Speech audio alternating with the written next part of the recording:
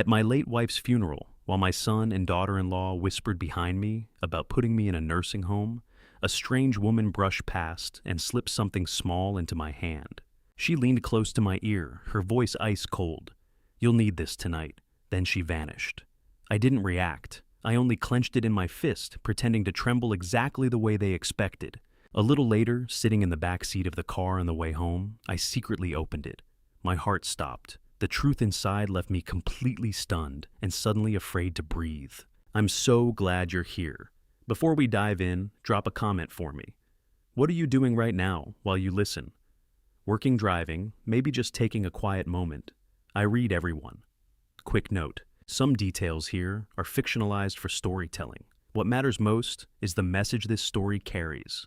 At 65, I sat in the front pew of St. Paul's Cathedral, wearing a wrinkled gray cardigan, my hands trembling, as I held the memorial program for my wife of 41 years.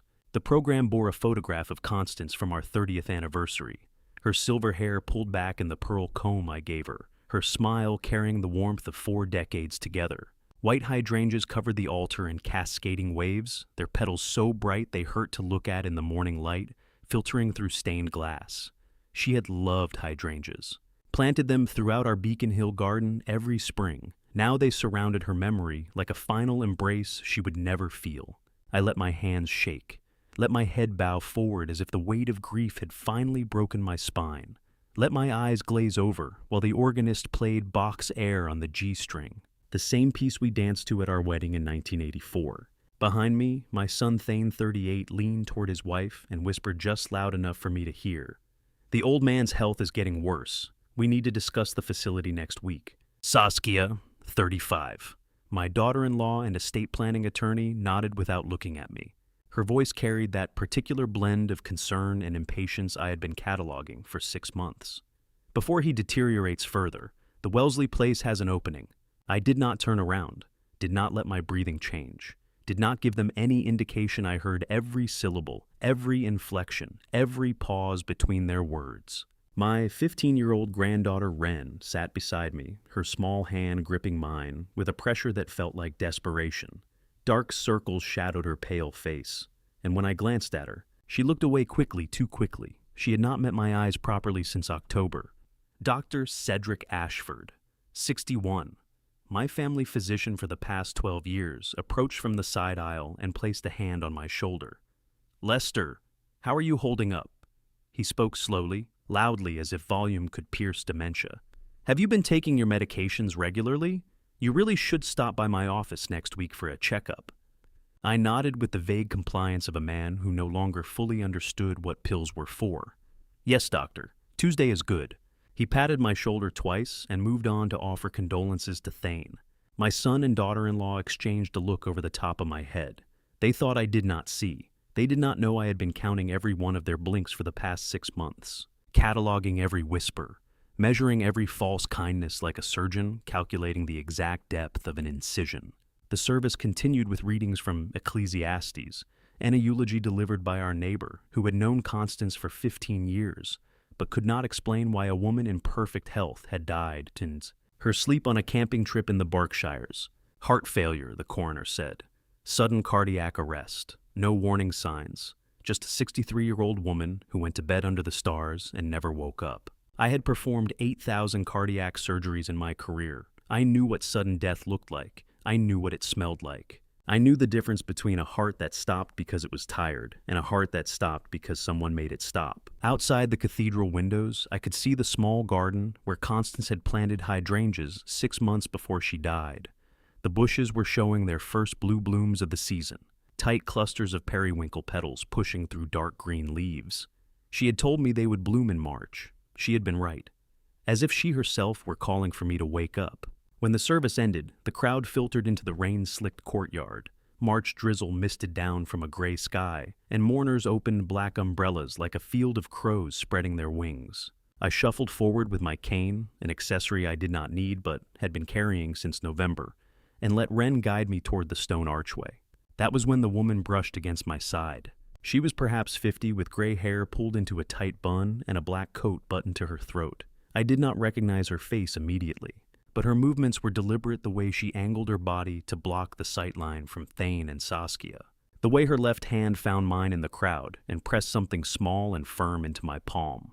"You'll need this tonight," she whispered, her breath warm against my ear. Then she was gone, disappearing into the sea of umbrellas before I could turn my head.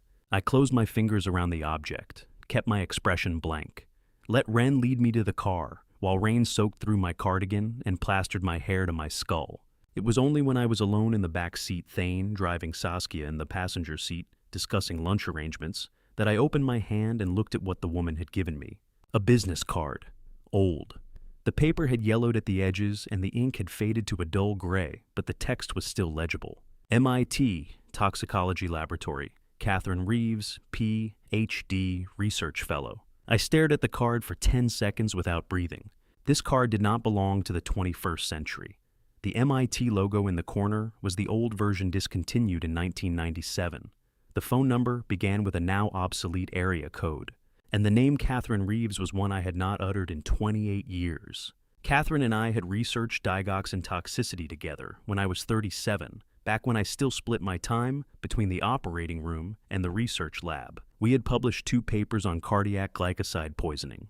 We had mapped the pharmacokinetics of digitalis overdose down to the minute. I had not spoken to her since the day I left MIT to focus full-time on surgery. Why now? Why this card? Why tonight?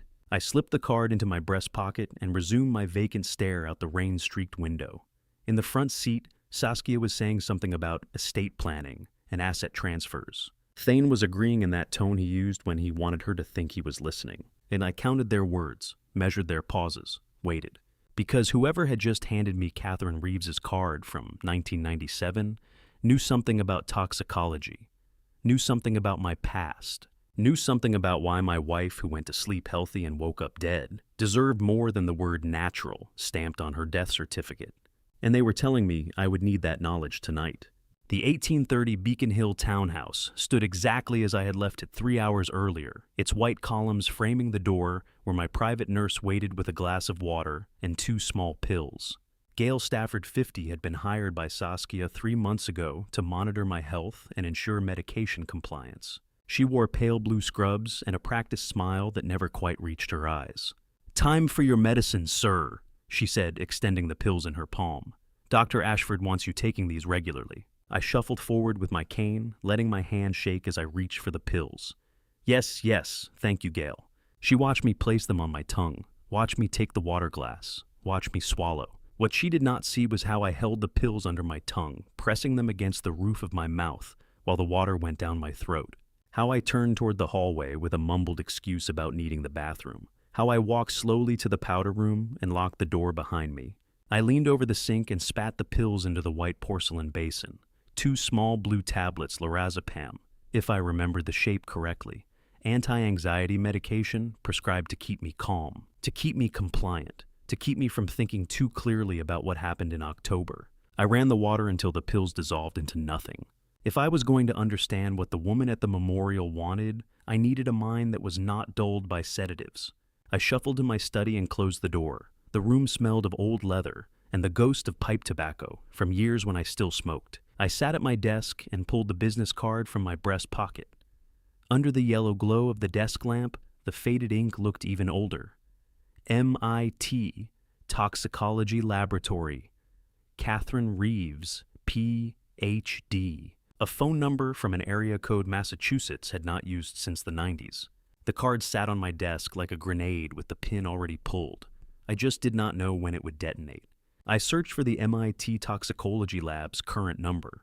The website listed a directory, but Catherine Reeves's name did not appear. The general number matched the one on the card, updated to the current area code. I stared at the screen for 5 minutes, listening to the house settle around me. Gail was in the kitchen preparing dinner. Thane and Saskia had returned to Cambridge. Ren was upstairs in her room, silent as she had been for 5 months. At 8:47 p.m., I picked up the phone and dialed. It rang once. "I've been waiting for this call for 6 months, the voice said. It was her, the woman from the memorial. I recognized the precise diction. "Who are you?" I asked. "Simone Whitfield. I worked under Catherine at MIT before she retired. Your wife came to see me in September, 2 weeks before she died. She asked me to keep something safe. She said if anything happened to her, I should wait 6 months, then contact you. My hand tightened around the phone. What did she ask you to keep? A blood sample, drawn by her own hand on September 27th. Preserved, labeled, stored in our secure freezer since October 3rd. The room tilted. I gripped the edge of the desk. That's impossible. I signed her death certificate. The coroner ruled it a myocardial infarction. Your wife didn't die of a heart attack, Dr. Riddle. Silence. I ran preliminary tests on the sample last week, Simone continued. I found levels of digoxin that would stop a horse's heart. Not therapeutic levels, not accidental overdose. Lethal concentration. Someone poisoned your wife with cardiac glycosides over weeks, maybe months, and she knew it was happening. I could not speak, could not breathe. Why didn't she tell me? The words came out as a whisper. I don't know. She said you couldn't know. Not yet. She said she needed to protect you first. She made me promise to wait 6 months before reaching out. Where are you? MIT, Building 56, 4th floor. Same lab where you and Catherine published your digoxin papers in '97. I need to see the sample. Tomorrow, 9 a.m., come alone. Park 3 blocks away on Massachusetts Avenue and walk. Don't tell anyone where you're going. If your family thinks you're still the broken old man from this morning, keep it that way. Why the secrecy? Because whoever poisoned your wife is still watching you. And if they know you're investigating, you'll be next. She hung up. I set the phone down and stared at the empty desk. My hands were shaking, not the performative tremor I used for Gail and Dr. Ashford, but real tremors from adrenaline. Outside the window, the hydrangeas my wife had planted were beginning to show their first blue blooms of the season-tight clusters of periwinkle petals pushing through dark green leaves. She had loved those flowers, had spent every April on her knees in the garden, pruning and fertilizing and talking to them as if they could hear her voice, as if she herself were calling for me to wake up. I had signed the death certificate. I had watched them close the casket. I had stood beside the grave as they lowered her into the ground. But Simone Whitfield had been waiting 6 months with a blood sample my wife asked her to preserve. A sample that proved Constance did not die of natural causes. A sample that proved someone had been feeding her poison slowly, carefully in doses calibrated to mimic cardiac failure. Someone who knew how digoxin worked. Someone who understood pharmacology. Someone who had access to her food, her medication, her daily routine. Someone in this house. I looked at the 2 blue pills dissolving in the bathroom sink and wondered what else I had been swallowing for the past 6 months. I drove my vintage Volvo XC90 across the Charles River at 8:47 a.m., the spring sun glinting off the water as I parked 3 blocks away from MIT Building 56, exactly as Simone had instructed. The pills I had not swallowed the night before were still dissolving somewhere in Boston's sewer system. The question of what else I had been taking would have to wait. First, I needed to see the proof. Simone Whitfield waited at the side entrance wearing a white lab coat over dark slacks. She did not smile, just nodded once and gestured for me to follow her through the glass doors and up 4 flights of concrete stairs. We did not speak until we reached the secure toxicology lab on the 4th floor. The room smelled of acetone and formaldehyde. Through the window, the Charles River stretched below us, its surface rippling with morning wind. Simone unlocked a steel cabinet and withdrew a small nitrogen vial, its surface frosted with condensation. She set it on the stainless steel counter between us. I received this from your wife herself 2 weeks before she died, Simone said. She called me and said, Simone, if I die under unusual circumstances, any circumstances, keep this blood sample for at least a year. Test it for everything. But wait 6 months before contacting Lester. He'll need time to grieve first. I stared at the vial. Through the frost, I could see the dark red liquid inside, frozen at negative 196 degrees Celsius. She knew, Simone continued. She was afraid, and she didn't tell anyone else. I reached for the vial with gloved hands, the cold bit through the latex numbing my fingertips. I held it as if I were holding my wife's hand one last time, the hand that had drawn this blood from her own vein on September 27th, 2 weeks before she died in the Berkshires. Why didn't she tell me? My voice came out flat, clinical. I don't know. She made me promise not to contact you for 6 months. She said you needed to appear broken. She said if they thought you were investigating, they'd kill you too. She didn't say who, but she was terrified, Dr. Riddle. That day she brought me the sample, her hands were shaking so badly she could barely hold the syringe. I set the vial down. She was so afraid she didn't dare tell me. Did she think I would die with her? or that I would think she was losing her mind. Show me the results, they said. Simone glanced at the clock. Mass spectrometry takes 6 hours for a full cardiac panel. I started the run last night. It should be ready by 3 p.m. I'll wait, I said. Simone nodded and gestured to a small office adjacent to the lab. There's coffee in the break room. Don't leave the building, and don't tell anyone you're here. I spent those 6 hours in a chair by the window, watching students cross the quad below. At 3 p.m. exactly, Simone appeared in the doorway holding a single sheet of paper. She did not say anything, just handed me the printout and stepped back. The text was black and white, clinical precise. Sample ID CR-0927224-01 test, cardiac, glycoside panel, serum, digoxin, concentration 8.3 nanograms per milliliter, reference range, therapeutic 0.8 to 2.0 nanograms per milliliter, toxic level greater than 4.0 nanograms per milliliter, lethal range greater than 5.0 nanograms per milliliter. I read the numbers 3 times, 8.3 nanograms per milliliter, over 4 times the lethal concentration, over 10 times the maximum therapeutic dose. Your wife had no history of cardiac arrhythmia, Simone said quietly. No digoxin prescription in her medical records, no reason to take this medication. This concentration indicates a dose administered within 2 to 4 hours of her death, orally most likely, masked in something bitter, herbal tea, coffee tonic water. I set the paper down on the counter. My hands were steady. My breathing was controlled, but inside my chest something was breaking that had nothing to do with cardiac function. My wife had been killed by digoxin, the same cardiac glycoside I had spent 3 decades studying, the same drug I had published 17 papers about, the same medication I could dose with my eyes closed, calculating the exact amount needed to stop a heart without leaving obvious pathological markers. Someone had used my own expertise against me, had studied my research, had learned from my publications how to kill a 63-year-old woman in a way that would be ruled natural causes. Who in my family has enough medical knowledge to measure a lethal dose of digoxin that leaves no trace of foul play? The answer leaped out with surgical precision: my daughter-in-law Saskia, estate planning attorney with a background in healthcare law. She had access to medical databases. She had the intelligence to understand pharmacology. She had been pressuring me about facility placement since November. But estate attorneys did not typically know how to calculate lethal cardiac drug concentrations, which meant someone had coached her, someone with medical training, someone who understood digoxin kinetics, someone who had access to my wife during her final weeks. I looked up at Simone.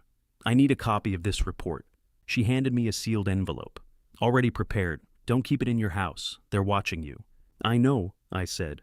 I stood and walked to the window. Below the Charles River reflected the late afternoon sun, its surface gold and copper. Constance had loved this view. We had walked along that river 30 years ago, when I was still young enough to believe I could save everyone. Now, I knew the truth. My wife had died alone, knowing she was being poisoned, too afraid to tell me, because she thought they would kill me too. She had been right. But she had also been wrong, because I was not the broken old man they thought I was. I was a cardiac surgeon who had spent 8,000 operations learning how to find the source of bleeding and cut it out. And I was going to find out who coached my daughter-in-law in murder. I returned to the Beacon Hill mansion at 7:15 p.m. and told Gail I was exhausted, retreating to my bedroom early with the lights dimmed, preparing to watch what she would do when she thought I was asleep. The question of who had coached Saskia could wait until morning. Tonight I needed to know what else the nurse was giving me.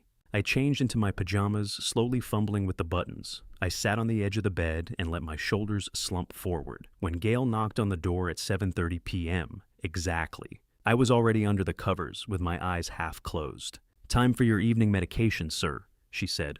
"Let me get you some water." I watched her through my eyelashes as she moved to the nightstand. The bedside lamp cast dim yellow light across the room. She opened the prescription bottle labeled lisinopril, my blood pressure medication. She shook out one pill into her palm. Then she set it aside on the nightstand. From a small case hidden in her scrubs pocket, she extracted 2 unlabeled white pills, small, round, scored down the middle. She dropped them into the water glass and handed it to me, along with the lisinopril pill she had just rejected. "Here you are, sir. Make sure you drink all the water." I took the glass with a trembling hand and brought it to my lips. Let the pills touch my tongue. Let the water wash over them. Then I turned my head toward the pillow and held the pills under my tongue until she left the room.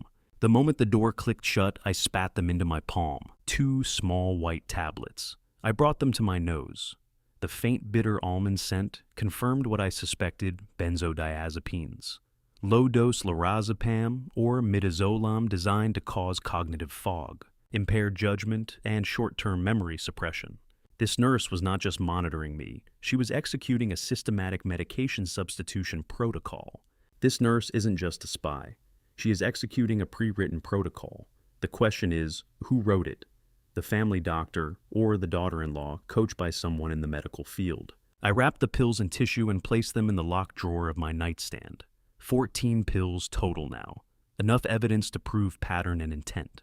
I lay in the darkness and listened to Gail move through the house below me. Heard her make a phone call from the downstairs study, too quiet to make out words, but the cadence suggested she was reporting compliance to someone. At 8:30 the next morning, my study phone rang. I had been awake since 6 a.m., reviewing everything I knew. The mass spectrometry report sat in a locked drawer. The substituted pills sat in another drawer. "De Lester, it's Otis," the voice said. Otis Langley, 70. My family attorney for 30 years. A man who had drafted my will, managed my estate planning, and helped Constance and me navigate inheritance when our parents died. "Good morning, Otis," I said. "I just received a request to amend your family trust," he said without preamble. "They're proposing to add your daughter-in-law as a co-trustee with independent discretionary power over asset distribution. Did you authorize this?" "No, I didn't think so. Lester, do you know what your daughter-in-law's specialty is?" "Estate planning." "No." He paused. "She studied estate fraud. I checked the firm she works for has had 3 civil suits for undue influence on elderly clients in the last 5 years. She was one of the named attorneys." The room went very still. 3 civil suits, I repeated, all settled out of court with non-disclosure agreements. But the pattern is consistent: elderly client with substantial assets, gradual cognitive decline, family attorney hired by adult children, trust amendments granting discretionary power assets transferred within 18 months. She's not just an estate planning attorney, Lester. She's a professional. 3 civil suits, undue influence on elderly clients. She was a named attorney. I set my coffee cup down very carefully. "What's the value of your current trust?" Otis asked. $4.2 million. And if she becomes co-trustee with independent discretionary power, she can transfer assets without my consent. She can place me in a facility against my will if 2 physicians sign off on cognitive decline. Exactly. The language in this amendment is very carefully crafted. This is her playbook. I thought about the nurse upstairs swapping my prescribed medication for benzodiazepines designed to cause the exact cognitive decline that would justify facility placement. I thought about Dr. Ashford asking about my medication compliance at the memorial. I thought about Thane and Saskia whispering about Wellesley facility openings. The nurse was executing a medical protocol. Saskia was deploying her professional estate fraud expertise. But who was coordinating them? "Shall I reject the amendment?" Otis asked. I thought for 3 seconds. If I rejected it outright, they would know I was alert. They would accelerate their timeline. "No," I said. "Promise them 1 week. Tell them you need time to review the legal language. I need time." He understood immediately. He asked nothing else. 1 week, he said. "But Lester, be careful. If she's as good as I think she is, she'll have contingency plans." "I know," I said. I hung up and stared at the phone. The pieces were connecting. The nurse was executing a medical protocol to cause cognitive decline. Saskia was deploying her professional estate fraud playbook to seize legal control. Someone had coached her in dosing lethal digoxin to remove Constance, the only person who could have stopped this. But who was coordinating them? Who had the medical knowledge to write the protocol and the strategic vision to orchestrate a 6-month campaign of systematic elder abuse? I needed to search my wife's study. If she had known enough to preserve blood evidence, she had left more clues. I stood outside Constance's 3rd-floor study. For the first time in 6 months, my hand on the doorknob, knowing that once I crossed this threshold, I would be opening the wound of her absence all over again. The coordinator, whoever had taught Saskia how to dose lethal digoxin and written the protocol for Gail to execute, was still hidden. But if Constance had preserved blood evidence, she had left more clues. She had been too careful not to. I turned the knob and stepped inside. The room smelled of dust and old paper. Afternoon sunlight slanted through the window, overlooking the Charles River, illuminating particles suspended in the air like tiny ghosts. Her desk sat exactly as she had left it in October, fountain pen, uncapped reading glasses folded beside a half-finished book on New England gardens. Coffee mug with a dried ring of espresso at the bottom. I had not moved anything, had not touched anything, had avoided this room because opening the door meant admitting she would never sit at that desk again. I walked to the desk and began searching the drawers. The first drawer held stationery and stamps. The second held a small wooden box with our wedding photos and dried hydrangea petals from our 20th anniversary. The third drawer stuck when I pulled it wedged shut by something heavy. I pulled harder. The drawer came free. Inside was a small brown leather notebook, the kind sold at university bookstores for students to take field notes. The cover was labeled in Constance's neat handwriting, Garden Notes 2024. I opened it to the first page. It was not about gardens. The first entry was dated September 12th, 2024. Found small white pill in second floor bathroom sink trap. Not prescribed to either of us. Saved in envelope A, September 18th, 2024. Another pill, same type. Found in kitchen garbage disposal. Saved in envelope B, September 22nd, 2024. Third pill. Guest bedroom, nightstand, drawer, hidden behind lamp. Someone is planting these. Saved in envelope C. I turned the page. There was a photograph taped to the paper with clear tape. A candid shot taken from the doorway of the kitchen. Saskia stood at the counter, her back partially to the camera, holding a small glass vial up to the light. The date written below, in Constance's handwriting, October 9th, 2024. 9 days before she died. I stared at that photograph for 30 seconds without breathing. My wife had not just suspected. She had documented, she had photographed, she had been conducting a systematic investigation. I turned to the last page. The handwriting was more hurried here, less neat. Catherine MIT Lab Emergency Protocol. Blood sample delivered September 27th. Instructions wait 6 months if I die. Contact Lester only after grief period. Husband do not tell, yet prove first. Cannot risk alerting them. If they know I know, they will kill us both. Trust only Catherine. Trust only evidence. She knew. She was afraid. She fought alone. Because she believed no one else, not even me, could be trusted. She was right. I feel the shame of 41 years of marriage. I had been a cardiac surgeon for 30 years. I had saved 8,000 lives, but I had not saved the one that mattered most because I had been too blind to see what was happening in my own house. My wife had died protecting me, had fought alone because she thought involving me would get us both killed, had documented everything in a notebook disguised as garden observations. I closed the notebook and held it against my chest, feeling the weight of her fear soaked into every page. At 10 p.m. that night, I stood in my ensuite bathroom with all of my prescription bottles lined up on the counter.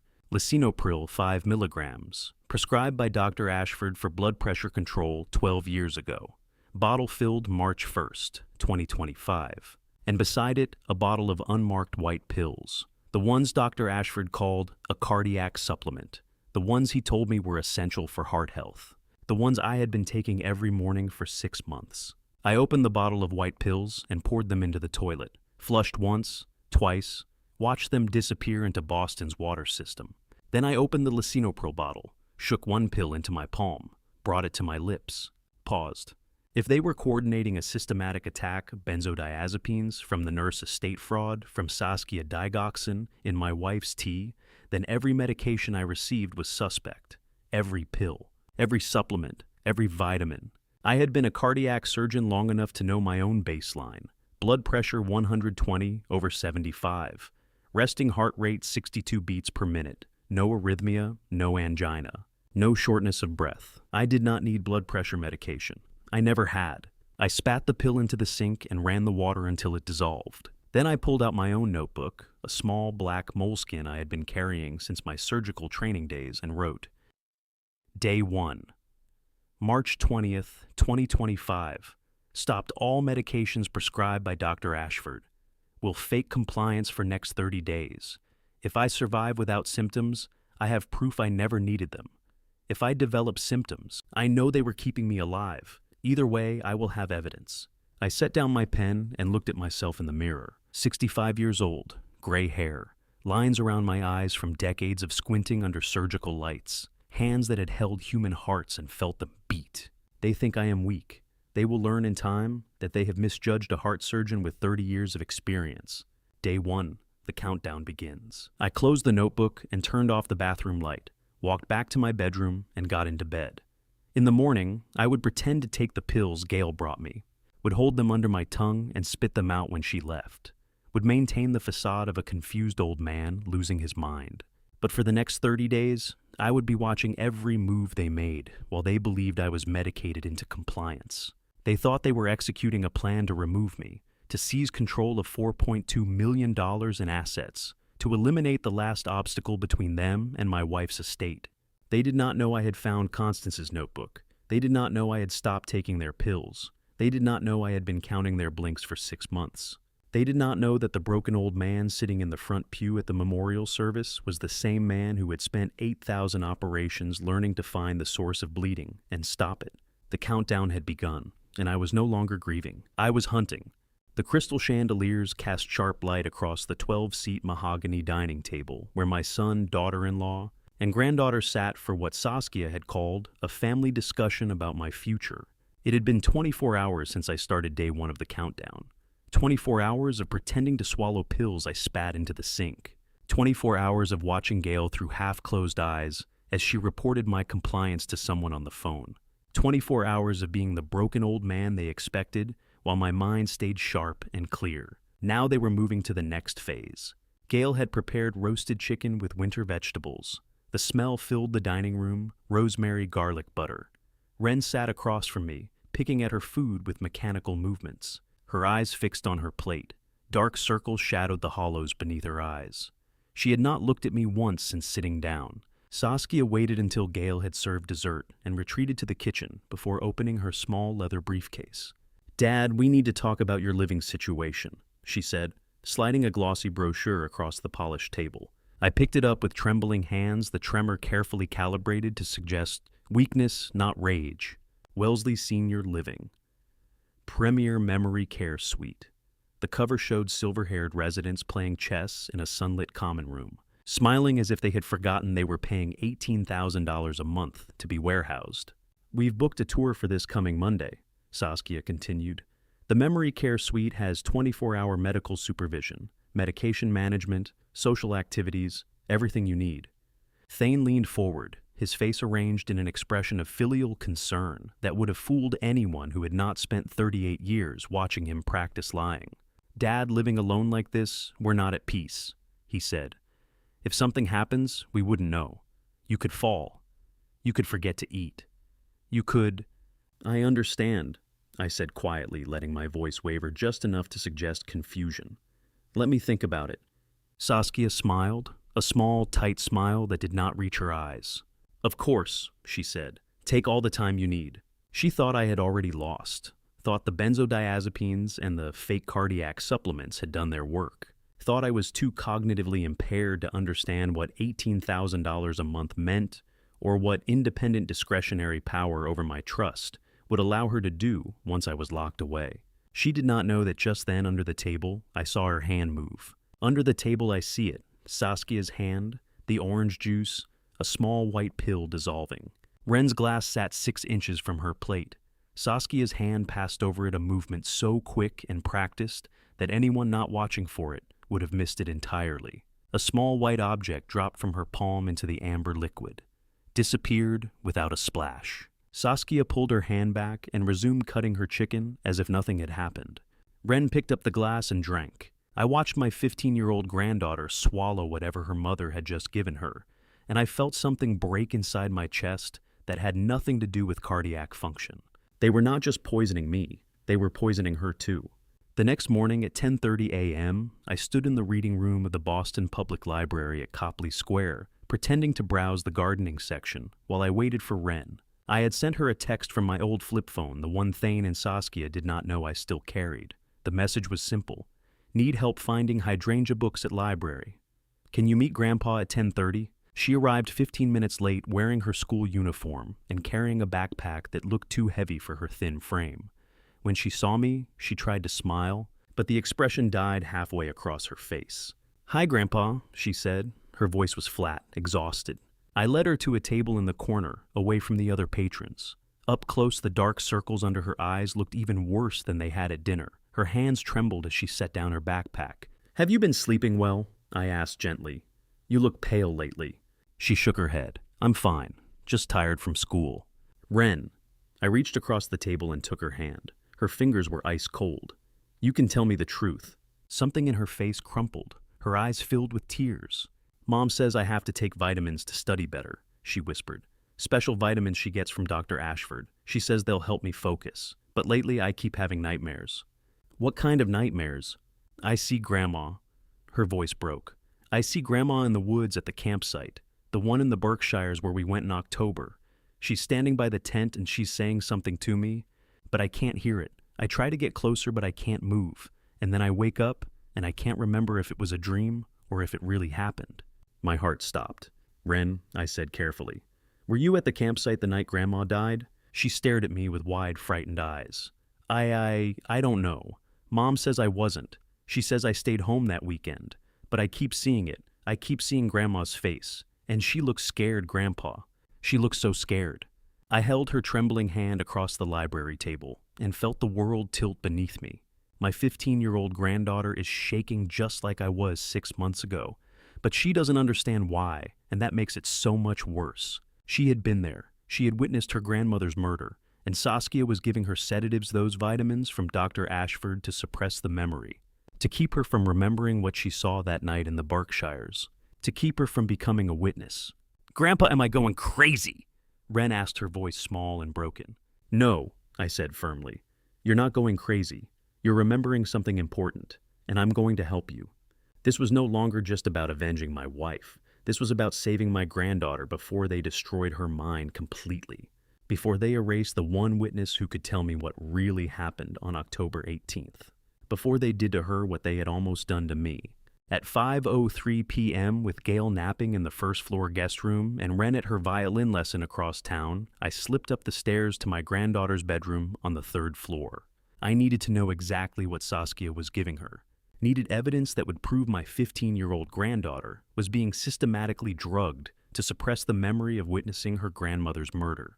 Ren's room smelled of vanilla and old books. Her bed was neatly made, the pale blue comforter tucked with military precision that made my chest ache. Constance had taught her to make hospital corners when she was 7 years old. On the nightstand sat a small amber pill bottle with no label. I picked it up and shook it. 20 or 30 pills rattled inside, small, white, round, identical to the benzodiazepines Gail had been trying to give me. I unscrewed the cap and shook one pill into my palm, placed it carefully in a small evidence bag from my pocket, the same kind I had used in my research days when collecting tissue samples. Then I moved to the mini fridge in the corner of her room. Inside was a half-empty bottle of orange juice with a straw still in the cap. I poured 2 ounces into a sterile sample bottle, sealed it, and placed both containers in the medical dry ice transport box I had brought from my study. The entire operation took 90 seconds.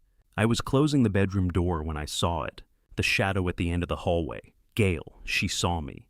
She stood at the top of the stairs, her silhouette backlit by the afternoon sun streaming through the hall window. She did not move, did not speak, just watched me with her head tilted slightly to the side, as if she were calculating how much this piece of information was worth.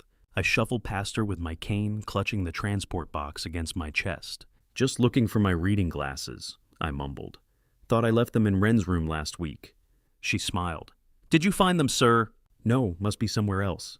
I continued down the stairs, feeling her eyes on my back the entire way. She had seen me enter Ren's room, seen me leave carrying something. How much time did I have before she reported to Saskia? I drove my Volvo to MIT in silence, the transport box sitting in the passenger seat beside me like a loaded weapon. Simone was waiting at the side entrance to Building 56. I handed her the package without a word, along with a handwritten note, "Analyze immediately. My 15-year-old granddaughter." She looked at the note, then at me. "How long?" she asked. 12 hours, 24 at most. "I'll have preliminary results by morning." I drove home and pretended to take my evening pills from Gail, pretended to watch television in my study until midnight, pretended to sleep while I lay in the darkness, counting the hours until I would know what they were doing to my granddaughter. At 11 a.m. the next morning, Simone called. 2 results, she said without preamble. Her voice was tight, angry. 1, your granddaughter's vitamin is 0.5 milligrams of midazolam.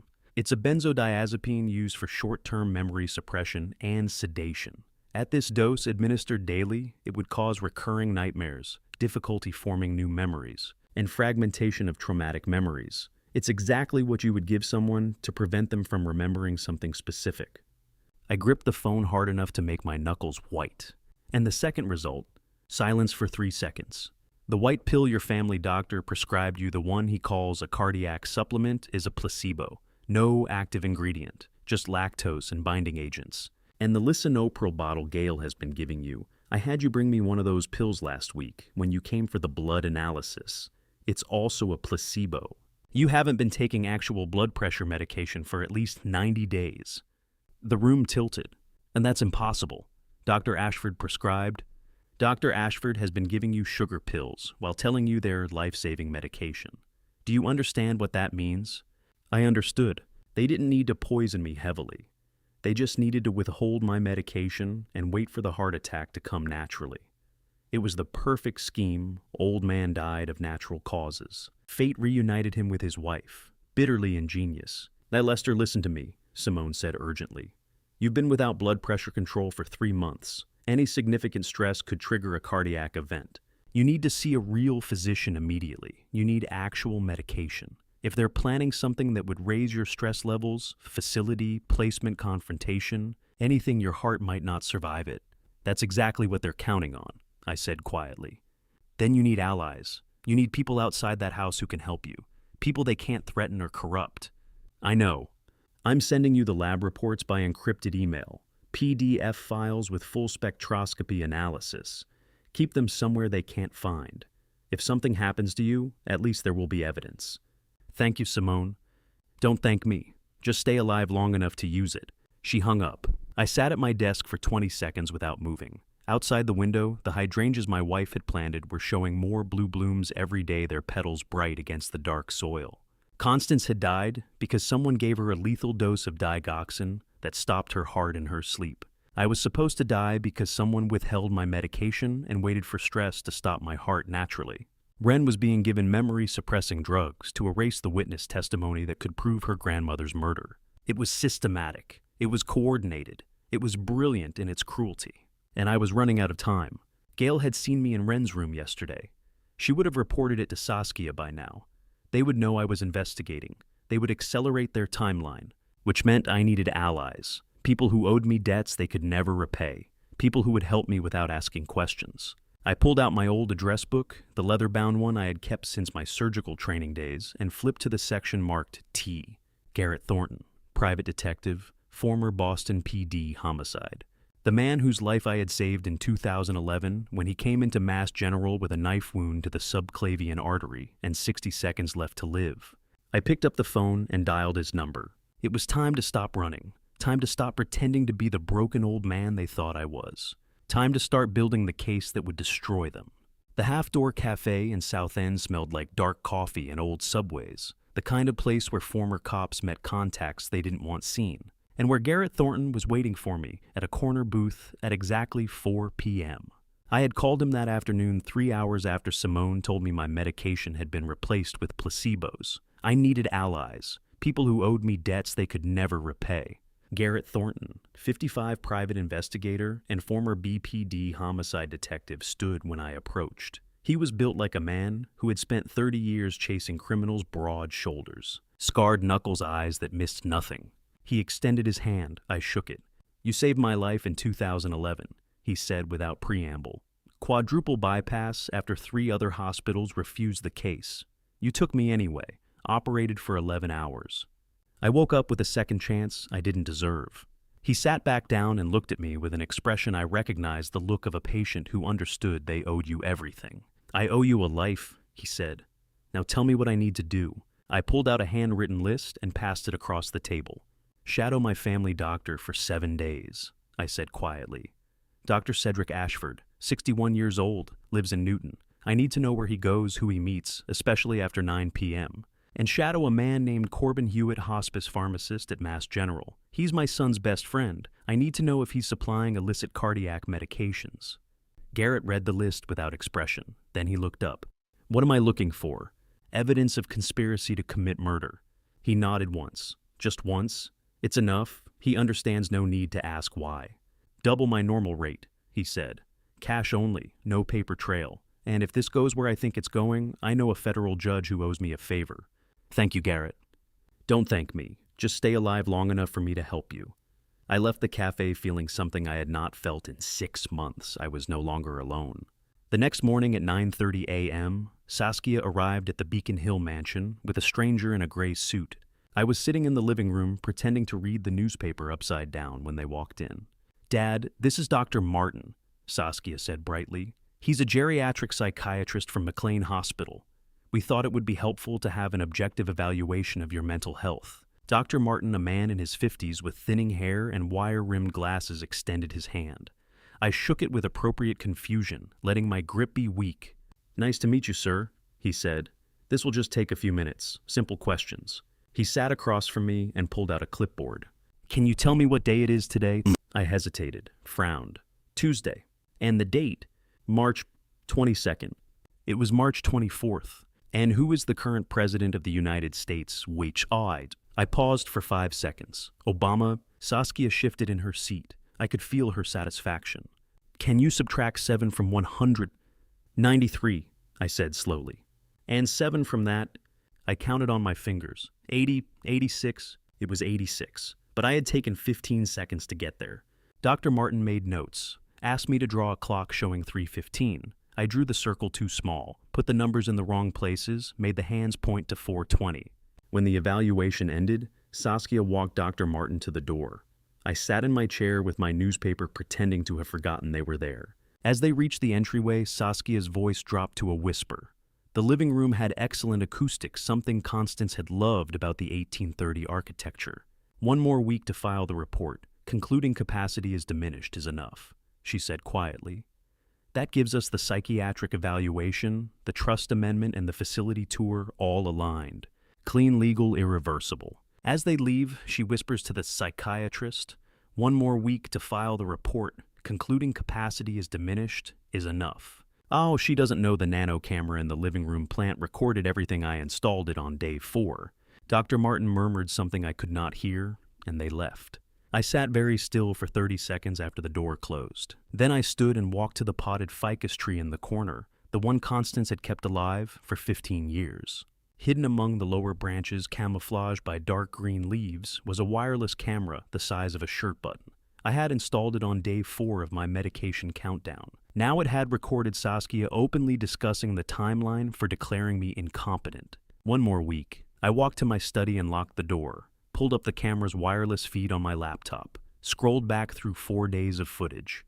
There was Gail preparing my pills, carefully swapping the prescriptions for placebos. There was Saskia dropping something into Wren's orange juice at the family dinner. There was Thane and Saskia discussing Wellesley Senior Living while I pretended to nap. And now there was the fake psychiatric evaluation and Saskia's whispered confirmation of their timeline. They thought I was weak, a confused old man failing cognitive tests, unable to remember the current president, struggling to subtract by 7s.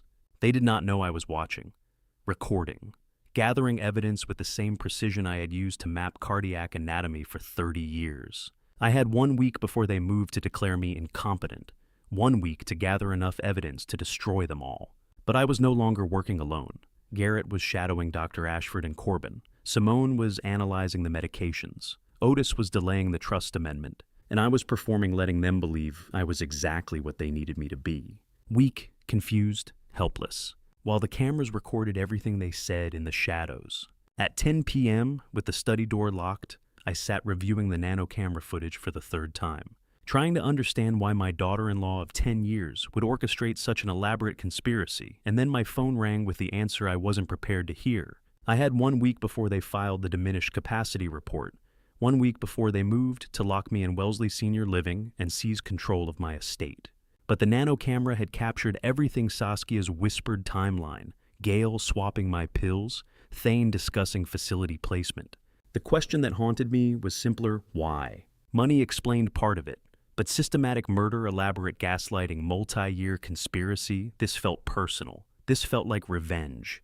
My phone rang. Otis Langley. I answered on the first ring. I traced her, he said without preamble. Your daughter-in-law. I went deeper than the civil suits. I traced her date of birth and real surname via Massachusetts birth certificate records. I gripped the phone. Her birth name is Margaret Whitfield Reyes. Otis continued. Born December the 7th, 1989 in Cambridge. Her biological father was Dr. Edmund Reyes. He died at Mass General Hospital on June 14th. 2003 during a triple bypass surgery. The room went silent except for the sound of my own breathing. Who performed the surgery? I asked, though I already knew the answer. You did, Lester. You were the cardiac surgeon on record. The operation lasted 3 hours and 27 minutes. Doctor. Reyes experienced a massive intraoperative myocardial infarction at minute 87. Resuscitation was attempted for 47 minutes. Unsuccessful. I closed my eyes. Her mother remarried in 2005, Otis said. Changed the family name to Whitfield. Margaret intentionally hid the Reyes surname when she married your son in 2016, 13 years after her father's death. Do you understand what this means? I understood. 10 years of family love was a disguise. She sat at my dinner table, hugged me on her wedding day, bore my granddaughter, all part of a 22-year plan to destroy me. She's been planning this since she was 13 years old, I said quietly. Or someone has been planning it for her, Otis replied. Either way, this is premeditated multi-decade revenge. And Lester, if she blames you for her father's death, this won't end with a facility placement. This ends with you dead. I know. What do you need from me? Time. Keep delaying the trust amendment. I need to gather more evidence. You have 6 days. After that, I can't stall any longer without raising suspicion. He hung up. I sat in the darkness for 10 minutes trying to process what I had just learned. Dr. Edmund Reyes. I remembered the name now. Remembered the surgery. Remembered standing in the OR at Mass General on a hot June afternoon in 2003. Watching the monitors flatline while a man's heart refused to restart, despite everything I tried. I had performed 8,000 surgeries. I had lost fewer than 24 patients. Edmund Reyes had been one of them. And his daughter had married my son to get close enough to kill me. The next morning at 8:30 a.m., I walked into the basement archives of Mass General Hospital. The B2 level smelled like old paper and disinfectant, the fluorescent lights humming overhead as I approached the medical records desk. Harold Fletcher, a 60-year-old medical archivist who had worked in MGH's basement records for 30 years, looked up from his computer. Dr. Riddle, he said, recognizing me immediately. Haven't seen you down here in years. What can I help you find? Surgical file, I said. June 14th, 2003. Patient name Edmund Reyes, triple bypass. Harold's fingers moved across the keyboard. He disappeared into the back room and returned 5 minutes later with a manila folder thick with yellowed papers. I took it to a corner table and opened it. The first page was my own handwriting. Operation notes dated June 14th, 2003, 2:47 p.m. Patient Dr. Edmund Reyes, age 46, presenting with 3-vessel coronary disease. Triple bypass recommended. High risk due to previous MI and left ventricular dysfunction. I flipped through the pages. Pre-op labs, consent forms, anesthesia notes. Then my intraoperative report. Minute 87. Patient experienced massive intraoperative MI. ST elevation across all leads. Immediate defibrillation initiated.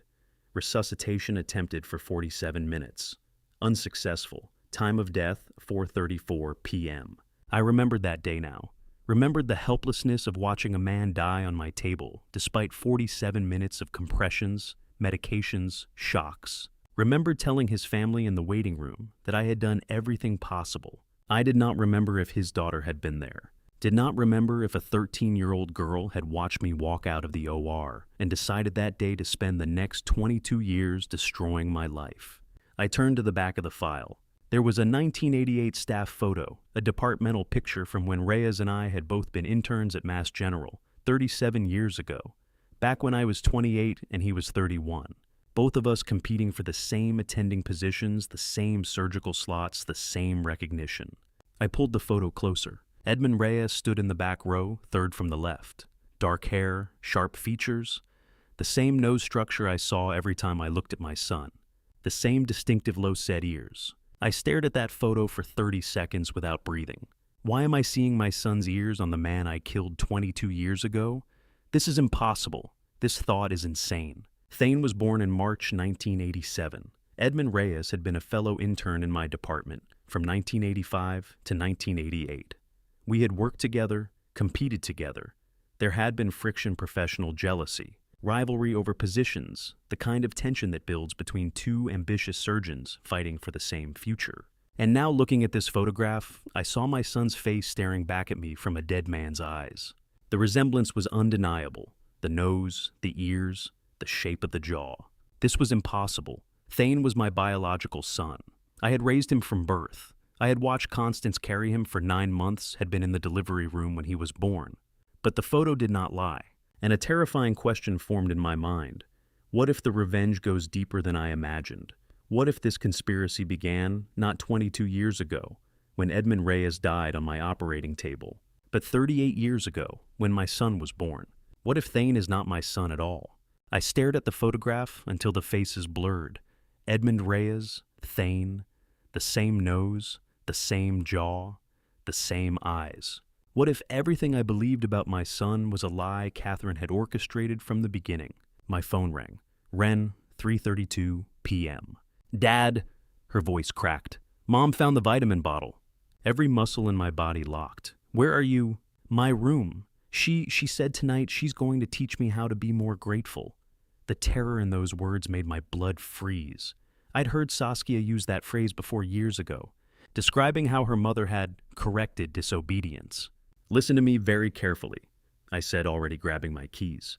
"Pack 1 bag, only essentials. Be ready in 10 minutes. "What?" "Ren, 10 minutes. I'm coming to get you." I called Simone while speeding toward the house. "I need the safe house, now." "What happened?" "Saskia found the supplements. She's threatened Ren." Simone didn't hesitate. "Address is 847 Maple Grove, Unit 12B. Keys in the fake rock by the door. I'll meet you there in an hour." The drive to my house took 8 minutes. I parked 2 blocks away, approaching on foot. Through the living room window, I could see Saskia on the phone, pacing. Her face was composed, almost serene, the expression she wore when planning something terrible. I texted Ren back door, 30 seconds. She appeared like a ghost, one small backpack over her shoulder. Her eyes were red but dry. We didn't speak until we were in the car blocks away. "I'm sorry," she whispered.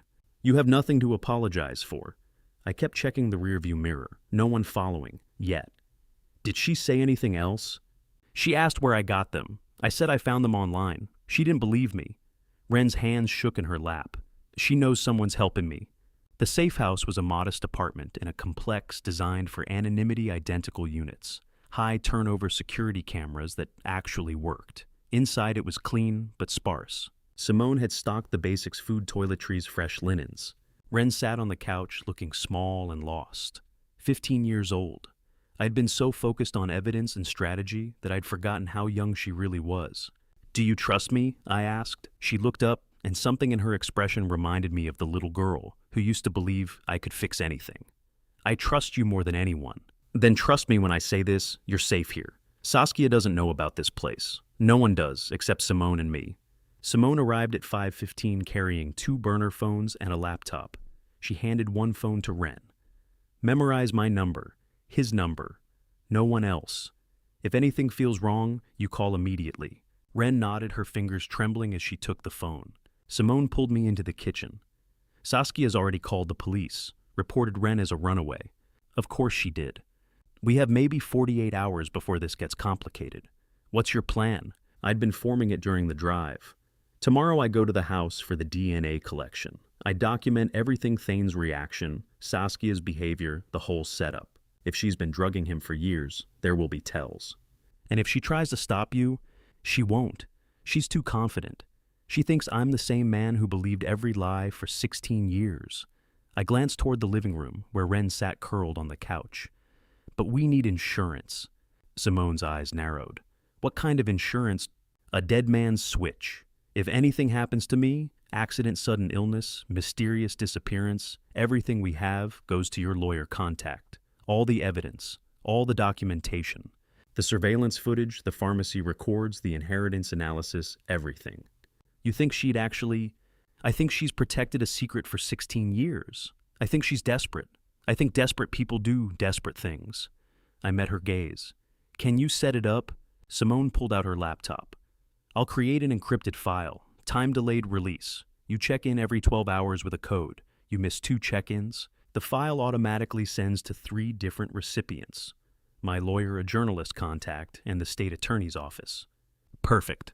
We spent the next hour uploading everything. Every video clip of Thane's decline, every pharmacy transaction, every email and text message. The archives photo of Edmund Reyes next to recent pictures of Thane. The inheritance documents showing what Saskia stood to gain. When it was done, Simone showed me the check-in protocol. Simple 6-digit code changed daily. Missed 2 consecutive check-ins, and the truth would detonate across every relevant desk in the state. This is mutually assured destruction, Simone said quietly. Good. Maybe it'll keep everyone honest. I stayed until 6:30 making sure Wren knew how to use the security system, where the emergency exits were what to do if anyone knocked. She was braver than I'd given her credit for. What happens tomorrow? She asked as I prepared to leave. Tomorrow, I collect evidence that could change everything. And if Mom tries to stop you, I thought about the dead man's switch, the encrypted files, the carefully constructed insurance policy. She won't, because now she knows that hurting me means destroying herself. Driving home alone, I felt the weight of what was coming. Tomorrow, I'd walk into that house and collect DNA from a boy who might not be my son. I'd face a woman who might have orchestrated the most elaborate deception of my life, and I'd do it all while pretending I didn't know the truth. The real war began tomorrow, but tonight, for the first time in weeks, I knew that if I didn't make it out, the truth would survive me. Tomorrow came with a 6 a.m. check-in code sent from my car. The dead man's switch reset for another 12 hours. At 6:58 a.m., with gray dawn light filtering through the third-floor hallway and Nurse Gail asleep in the guest room below, I slipped into Thane's old teenage bathroom, carrying 3 empty Ziploc bags.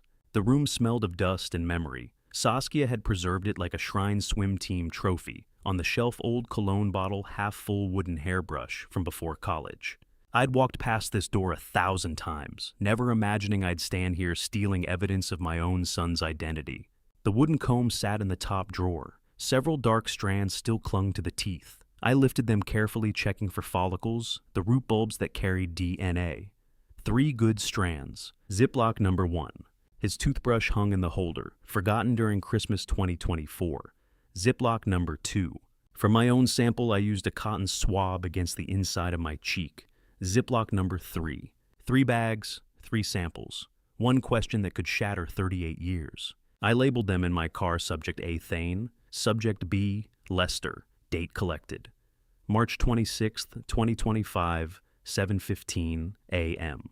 The private lab offered 72-hour turnaround. Rush service cost $500 extra. I paid without hesitation. The technician was young, tired eyes, professional smile. She didn't ask questions beyond consent forms. I signed as John Morrison and paid cash. Results Friday morning, she said. We'll call the number you provided. 3 days until I learned whether every birthday, every baseball game, every proud moment had been built on Catherine Reyes's lie. The mathematics haunted me. If the test returned 99.9%, Thane was mine, and I doubted him for nothing. If it returned 0%, then somewhere 38 years ago, my real son had died. A child I never held. A boy whose name I'd never know. And the man I'd raised was Edmund Reyes's biological son, planted in my life as part of Catherine's conspiracy. I stood in my son's old bathroom, holding 3 Ziploc bags, and realized I was about to test whether 38 years of love were a lie. Part of me prayed I was wrong. The other part knew I was not. Either way, I would grieve. At 12:30 p.m., I met Garrett Thornton at the Half Door Cafe in South End. He was already seated, manila folder beside his coffee. You look terrible, he said. Didn't sleep. He slid the folder across. Your family doctor has been busy. Inside were surveillance photographs, time-stamped across 5 consecutive nights, March 21st through 25th. Each showed Dr. Cedric Ashford arriving at a modest colonial in Newton after dark, staying 30 to 45 minutes, then leaving. 14 Pleasant Hill Road, Garrett said. His residence. I gained backyard access on the 25th. The next photo showed a basement window. Through it, barely visible, was a large medical freezer. Industrial model, Garrett continued. -80 degrees Celsius, used for specialized drug storage. That freezer costs $30,000 and requires a dedicated power line. What's inside? He pulled out another photo showing the interior through a telescopic lens. Rows of vials and medical storage racks. I enhanced the image. He tapped the photo. At least 30 vials labeled digoxin compassionate use with hospice pharmacy batch numbers. 14 vials of midazolam. 3 vials of concentrated intravenous potassium chloride. Potassium chloride IV, the execution drug, undetectable if administered correctly. Enough to kill 50 people, Garrett said quietly. I stared at the photographs. This wasn't just Constance's murder. This wasn't just Thane's sedation or Wren's drugging. This was systematic: a doctor with hospice access, a pharmacist providing cover, my wife coordinating everything. When do you want the FBI to move in? Garrett asked. Not yet. You're sitting on evidence of enough controlled substances to... I know, but if we move now, we get Ashford. Maybe Corbin. Saskia walks because we can't prove she knew about the freezer. I need a higher entry point. Higher than federal drug trafficking. I need a federal judge, someone who can coordinate warrants across multiple jurisdictions simultaneously, the house, the hospice, Ashford's basement, Corbin's pharmacy, all at once. No warning. No time to destroy evidence. Garrett studied me, then smiled faintly. I think you already have someone in mind. I did. Judge Julius Prescott, retired federal bench, living in Cambridge. 23 years ago, I'd kept his daughter's embezzlement case from destroying her career. He'd told me, if you ever need anything, Lester, you call me. 30 vials of digoxin, 14 midazolam, 3 potassium chloride IV, enough to kill 50 people. 4 days, I said. I need 4 days to brief Prescott. Prepare warrants, coordinate the FBI. Can you keep surveillance on Ashford? What if Saskia realizes Wren is gone? She already knows. Reported her as a runaway yesterday. I met his eyes. That's why we have 4 days maximum. Garrett gathered the photographs. 4 days, but Lester, if anything feels wrong, the dead man's switch activates if I miss 2 check-ins. Everything goes to 3 recipients simultaneously. Saskia knows that. Mutually assured destruction. Exactly. I left at 1:15 p.m. photographs heavy in my briefcase. Somewhere in a Newton basement, my family doctor had stockpiled enough murder weapons for 50 kills. Somewhere in my house. My wife was planning her next move. Somewhere in a private lab, technicians were processing DNA that would tell me whether the son I'd loved for 38 years was even mine. The pieces were aligning. The federal judge who owed me, the detective with evidence, the dead man's switch protecting my life, the granddaughter safely hidden. But time was running out. 4 days before the syndicate realized Wren had vanished. 4 days before Saskia's desperation turned lethal.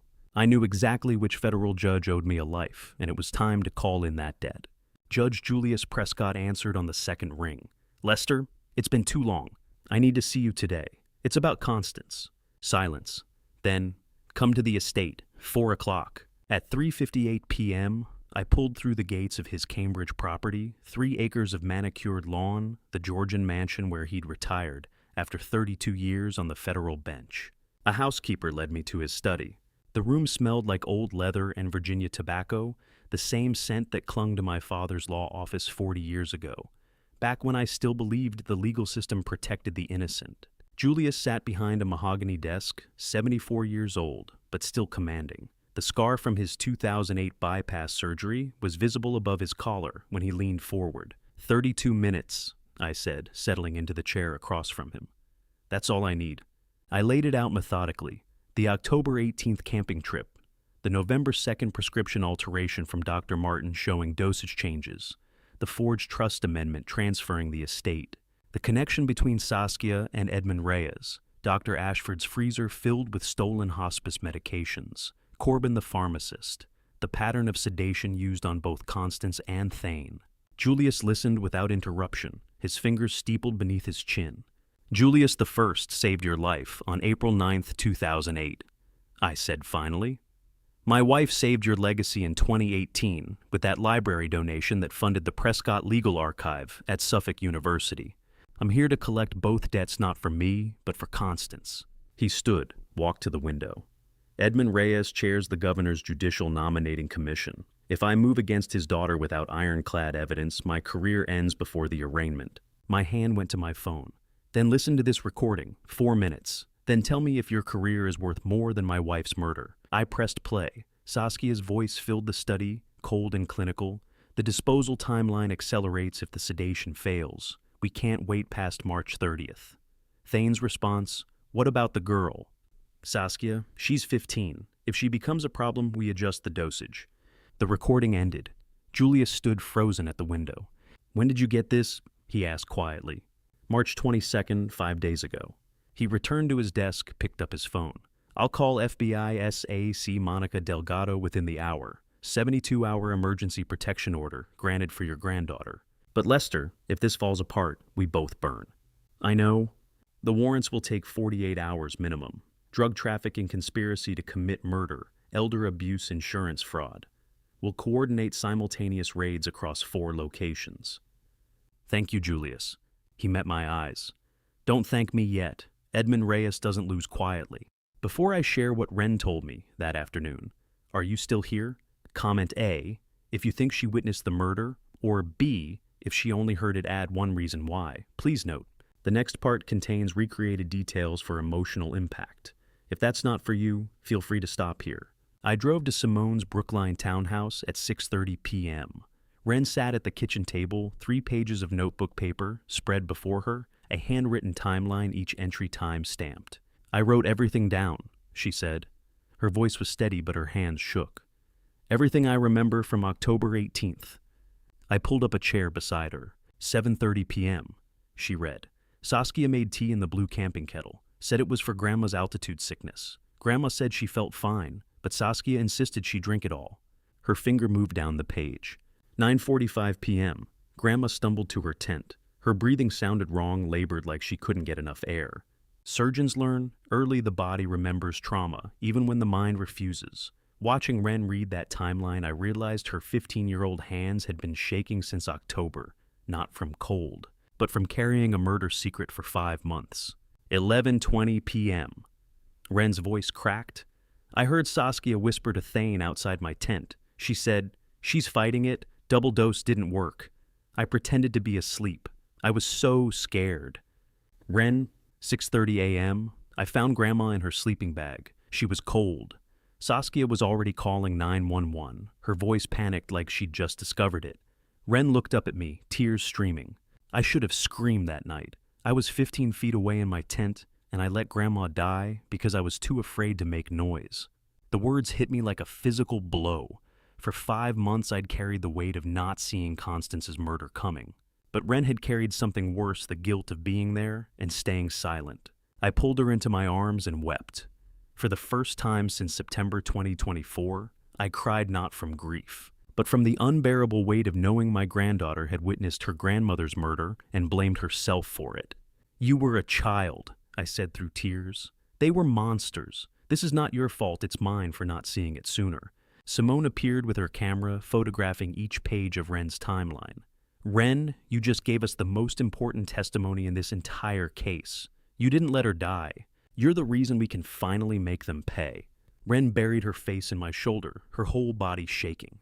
As Simone finished photographing the last page, her phone buzzed. She glanced at the screen, and her face went white. Lester Edmund Reyes just filed an emergency psychiatric hold petition for Ren. He's claiming she's a danger to herself. The hearing is in 48 hours. We had 24 hours to respond. I called Otis Langley at midnight. "We need a sworn affidavit," I said. "Tomorrow, 2 o'clock. From Ren. "Yes. It's Lester, she's 15. Are you certain? She witnessed the murder. Edmund wants to lock her in a psychiatric facility before she can testify. We counter with legal testimony that makes her untouchable." Silence.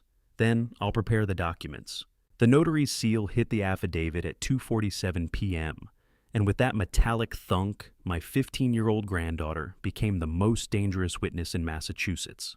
Otis Langley's Back Bay office smelled like old paper and furniture polish. He sat across from us, 58 years old, gray-haired and methodical, the same estate litigation specialist who'd represented Constance's will in 2018, when we'd set up the family trust. Now he was helping me destroy the family that trust had created.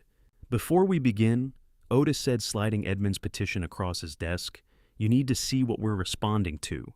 I scanned the document: standard psychiatric hold language, danger to self, recent concerning behavior.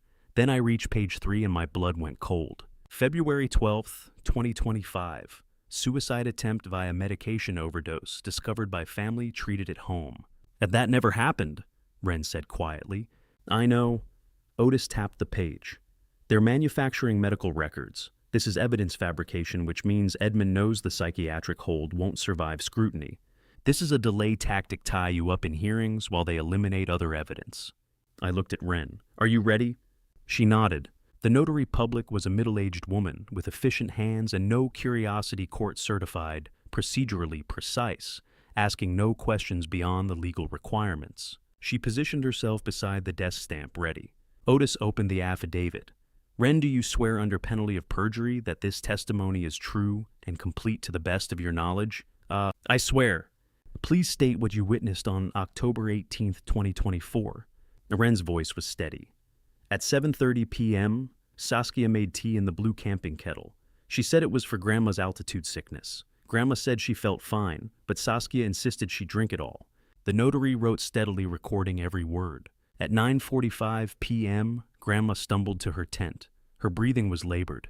At 11:20 p.m., I heard Saskia whisper to Thane outside my tent. She said, 'She's fighting it. Double dose didn't work.' I was 15 feet away. I pretended to be asleep because I was scared." Otis made notes. "And the next morning, 6:30 a.m., I found Grandma in her sleeping bag. She was cold. Saskia was already calling 911, acting panicked like she'd just discovered it." The notary prepared the signature page. Otis reviewed the text, made a final notation, then slid the document to Wren. "Sign here." Watching Wren sign that affidavit, I realized surgeons and grandfathers share the same curse. We both cut into the ones we love to save them. And neither role teaches you how to live with that afterward. She finished. The notary applied her seal with that metallic thunk. Official. Binding. Irrevocable. Wren looked at me. "Grandpa, after today, I'm not a child anymore, am I?" I could only nod. She'd crossed into adulthood the night she witnessed murder. The affidavit just made it legal. The next morning, I returned to the Beacon Hill mansion at 9 a.m. Thane answered the door looking surprised. "Dad, I didn't expect... We need to talk."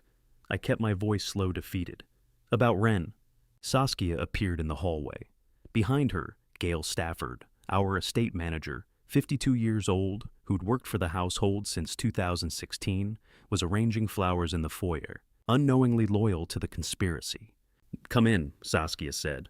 We sat in the living room. I made my hands tremble slightly, spoke slower than normal, slouched in the chair like a man carrying unbearable weight. "I can't do this anymore," I said. "Fighting you, fighting Edmund's petition. I'm exhausted." Saskia leaned forward, careful sympathy on her face. "Lester, we only want what's best for Wren. The facility in Wellesley is excellent. I'll agree to it." I let my voice crack. "But I have one request." "What?" "I want to sign the papers at St. Paul's Cathedral, where Constance prayed every Sunday for 40 years, to feel her presence, witness it." Saskia glanced at Thane, surprised. "That's reasonable." "April 1st, I said. 2 p.m., bring the facility's attorney. I want everything witnessed properly, and I want to pray there one last time before I sign Wren into your care." Thane nodded slowly. "St. Paul's, April 1st. We can arrange that. St. Paul's Cathedral has 7 exits, 3 main, 4 service. In chess, that's called zugzwang. Every door the villains might use for escape becomes the door the FBI uses to close in." "Thank you," I whispered, standing slowly like movement hurt. "I just need a few days to say goodbye to her properly." Saskia walked me to the door, her hand gentle on my shoulder. "See, Lester, just be patient. This is for the best." She smiled, warm, victorious, believing I'd finally surrendered. I drove 3 blocks before pulling over to check my phone. Judge Prescott's text was waiting. "FBI SAC Delgado confirmed. April 1st operation greenlit. But Edmund Reyes knows we're coordinating. He just retained the most dangerous criminal defense attorney in New England." Below the text was a photo of a business card, Malcolm Greer, Esquire. The tagline made my chest tighten. "Undefeated in 47 federal cases."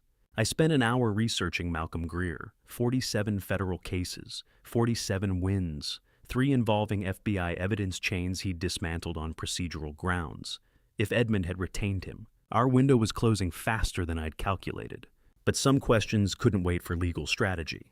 I handed the lab technician 3 Ziploc bags hair toothbrush, saliva, and paid $4,800 to learn whether the son I raised for 38 years shares my blood or my wife's murder. The Boston Genome Center occupied the 3rd floor of a Longwood Medical Area building I'd driven past 1,000 times during my surgical career. The technician was young efficient, wearing purple nitrile gloves as she logged each sample. Rush paternity test, 48 hours, she said, scanning the labels. Results by March 30th, 5 p.m. Total is $4,800. Are you certain you want to proceed? I've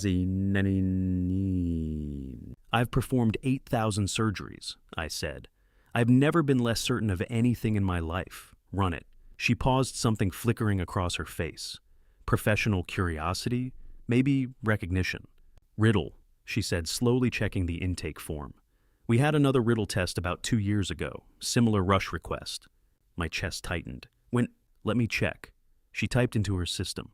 March 2023. Constance Riddle ordered a paternity comparison, paid for 48-hour processing. The room tilted slightly. What were the results? It came back anomalous, inconclusive markers. We flagged it for follow-up testing, but she scrolled down. She never retrieved the results. The file's still in our archive system. Constance had known. 2 years ago, she'd suspected and tested, found something wrong, and never told me. Run mine, I said. I'll retrieve these results. 38 years of bedtime stories, graduation photos, Christmas mornings. Today I find out if any of it was real. I left the lab at 3:30 p.m. and drove to the half-door cafe where Garrett Thornton was waiting with another manila folder. You look worse than yesterday, he said. I just paid $5,000 to learn whether my entire life was a lie. I sat down heavily. What do you have? He slid the folder across. Corbin's pharmacy records. 20 vials of digoxin withdrawn in the last 48 hours, all logged as compassionate use for 5 hospice patients. 5 patients? Only one was real, died naturally 2 weeks ago. The other 4 don't exist. Fabricated patient IDs. I opened the folder. The withdrawal logs were there, each vial meticulously documented with fake names, fake birth dates, fake diagnoses. 19 vials missing, Garrett said quietly. That's enough digoxin to stop 30 hearts. He's not just planning to kill you, he's prepared for witnesses. How many parents have paid $5,000 to discover their entire life was a lie? Or he's been doing this for years, I said slowly. And Constance wasn't the first. Garrett nodded. I'm running the names of every hospice patient who died in Corbin's care over the last decade. If there's a pattern, there will be. I closed the folder. Serial killers don't start at 68. They refine. The FBI needs to know about this. They will, tonight. At 4 p.m., I met Judge Prescott at his Cambridge estate. This time, another person was waiting in his study, a woman in her mid-40s, sharp-eyed and direct, wearing a dark suit and FBI credentials clipped to her belt. Lester, this is Monica Delgado, Julia said, special agent in charge Boston field office. We shook hands. Her grip was firm, assessing. Judge Prescott briefed me on your case, she said. I've reviewed the evidence. The U.S. attorney issued warrants this morning for 4 targets. Thane Riddle, Saskia Riddle, Dr. Cedric Ashford, and Edmund Corbin. She spread a map of St. Paul's Cathedral across the desk. April 1st, 2 p.m. My team surrounds the cathedral at 1:30, 30 minutes early. 8 agents in civilian clothes positioned at all 7 exits. 2 sniper teams on the adjacent building's roof. Her finger traced the layout. You'll wear a hidden microphone in your tie. Entry code word is hydrangea. Say that word and 8 agents move in simultaneously. Doctor, Ashford gets arrested at his Newton residence at exactly 2 p.m. synchronized to prevent any warning calls. Julius leaned forward. Malcolm Greer will try to get ahead of this. He'll file motions demand discovery, challenge the warrants. We have maybe 72 hours before he finds a crack. Building an FBI trap is like cardiac surgery, 1 millimeter off 1 second late, and the patient dies on the table. Except this time, I'm both the surgeon and the patient. The DNA results come back March 30th at 5 p.m., I said. 60 hours from now. The operation is April 1st at 2 p.m. That's 90 hours. Enough time for one final move. Monica's eyes narrowed. What final move? Something I need to do alone. Lester, Julius started. You've given me warrants and snipers and microphones. You've built the perfect trap. But there's one piece I haven't told you about yet, and I need to handle it myself before Saturday. Monica exchanged a glance with Julius. If you compromise this operation, I won't. But if the DNA comes back 0%, I need to know why before I walk into that cathedral. And the answer isn't in any evidence folder you've seen. Julius studied me for a long moment. 60 hours. But Lester, if you don't check in every 12 hours, I'm pulling the operation. Understood. I left the mansion at 5:15 p.m. as the March sun dropped toward the horizon.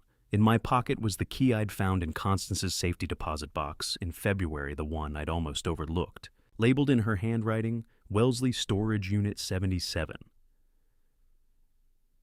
What all? Inside that unit was whatever Constance had hidden in October 2024, 3 months before she died. Whatever she'd locked away after ordering that anomalous paternity test in 2023. Whatever truth she'd died protecting. 60 hours until DNA results. 90 hours until the trap closed. I didn't sleep that night. The Wellesley storage key sat on my desk, Constance's handwriting still visible on the label. But before I could open that door to the past, I needed to close the door on the present. The phone rang at 8:03 a.m., and Garrett Thornton's voice carried the last piece I needed. October 12th, 2024. Corbin withdrew the digoxin 6 days before your wife died. I set down my coffee. You're certain? Hospice pharmacy logs go back 6 months. October 12th, 2 vials of digoxin logged for patient X, Marcus Holloway. Problem Holloway died July 9th, 3 months earlier. Natural causes documented. Buried in Gloucester, but Corbin kept him alive in the system. 6 days, I said quietly. He handed them the murder weapon 6 days before the camping trip. We have the entire chain now. Invoice has Corbin's signature pharmacy, time-stamped dosage specifications. This is prosecutable murders conspiracy, Lester. You did it. I didn't feel triumph, just the cold mathematics of justice finally adding up. How many other dead patients is he keeping alive in the logs? I asked. I'm working backward through the records. So far, I've found 3 more, besides Holloway, all died naturally between May and September. All still receiving compassionate use medications through November. Lester, this isn't just about Constance. This is serial murder disguised as hospice care. I closed my eyes. Somewhere other families were grieving people they thought died peacefully, never knowing their loved ones' deaths had been weaponized to kill strangers. Well, I send everything to Monica Delgado at the FBI, I said. Every invoice, every timestamp, every fake patient. If we're taking them down, we take down the entire operation. Already done. She's building additional warrants now. After Garrett hung up, I sat in my study watching the March morning light filter through the windows. There's a specific kind of rage that comes from knowing your wife's murderer signed an invoice. Time-stamped and notarized 6 days before he helped kill her. Bureaucratic evil is the coldest kind. I spent the day moving through the house like a ghost. Gail made lunch chicken soup she insisted would help my strength. I ate it slowly, hands trembling just enough to be convincing. She watched me with that professional nurse assessment checking for signs of decline. At 5 p.m., she appeared in the study doorway. Old man, she said, voice harder than I'd ever heard it. We need to talk. I looked up, keeping my expression confused. Gail, I found your pills, hidden in the Coke can in the garage. You haven't taken your medications for 11 days. You're faking. I let my hand shake as I set down my book. I don't understand. Stop. She stepped into the room. I saw it 3 days ago. Confirmed it this morning. You're playing a part. I alerted the mistress. They're coming tonight to deal with you. I smiled for the first time in 5 months. The expression stopped her mid-step. You're thirsty, I said, standing without trembling, my voice suddenly clear and strong. I prepared orange juice for you, fresh squeezed this morning. It's in the kitchen. I've been making it for you every day for the last 11 days. Her face went pale. What? The pitcher in the refrigerator, the one with the blue lid. You've been drinking 12 ounces every afternoon at 4:30 p.m., like clockwork. Very reliable, Gail. She backed toward the door. What did you do? Lorazepam. 2.5 milligrams per day dissolved in citrus to mask the slight bitterness. Not enough to make you drowsy, just enough to keep you compliant, slightly confused, easier to manage. I removed my reading glasses, straightened my posture. You've been operating under mild sedation for 11 days, reporting to Saskia while barely remembering the conversations. Pharmacology is reverse engineering death. You learn the dose that kills, then work backward to find the dose that controls, and I just spent 11 days controlling Gail Stafford, like she was a variable in my longest surgery. Today's dose was different, I continued. Triple strength, you drank it 45 minutes ago. You should start feeling it right about Ort, when it's 5 bis. Her knees buckled. I caught her elbow, eased her into the chair. Her eyes were unfocused, pupils dilating. 30 years of cardiac surgery, I said quietly. I know exactly how much lorazepam it takes to erase 6 hours of memory without killing you. You'll wake up in a hotel room tomorrow morning, safe. Confused and completely useless to them. You won't remember this conversation. You won't remember the last 3 days. And when the FBI questions you, you'll have nothing to offer except a vague sense that something felt wrong. Her head lolled to the side, unconscious. I pulled out my burner phone and texted Garrett. Package ready for pickup. Service entrance. He arrived in 12 minutes, former Boston PD homicide detective, now private investigator, moving through the mansion like he'd done this 100 times before.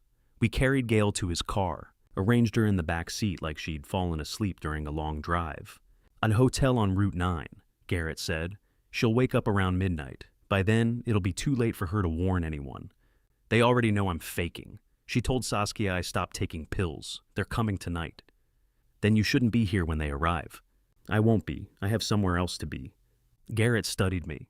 The DNA results. They called 2 hours ago, ready for pickup.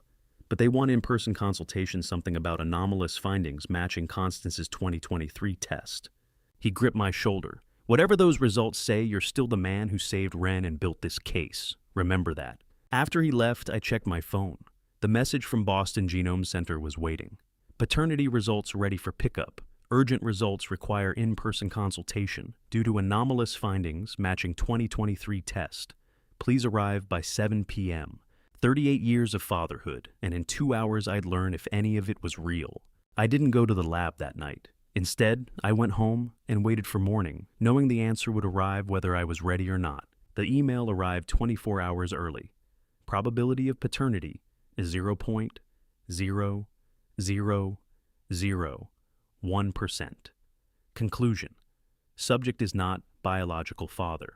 I stood in my study at 6:30 a.m., staring at the screen. The report continued in clinical language genetic markers, analyzed 3 independent tests, run for verification, conclusive results.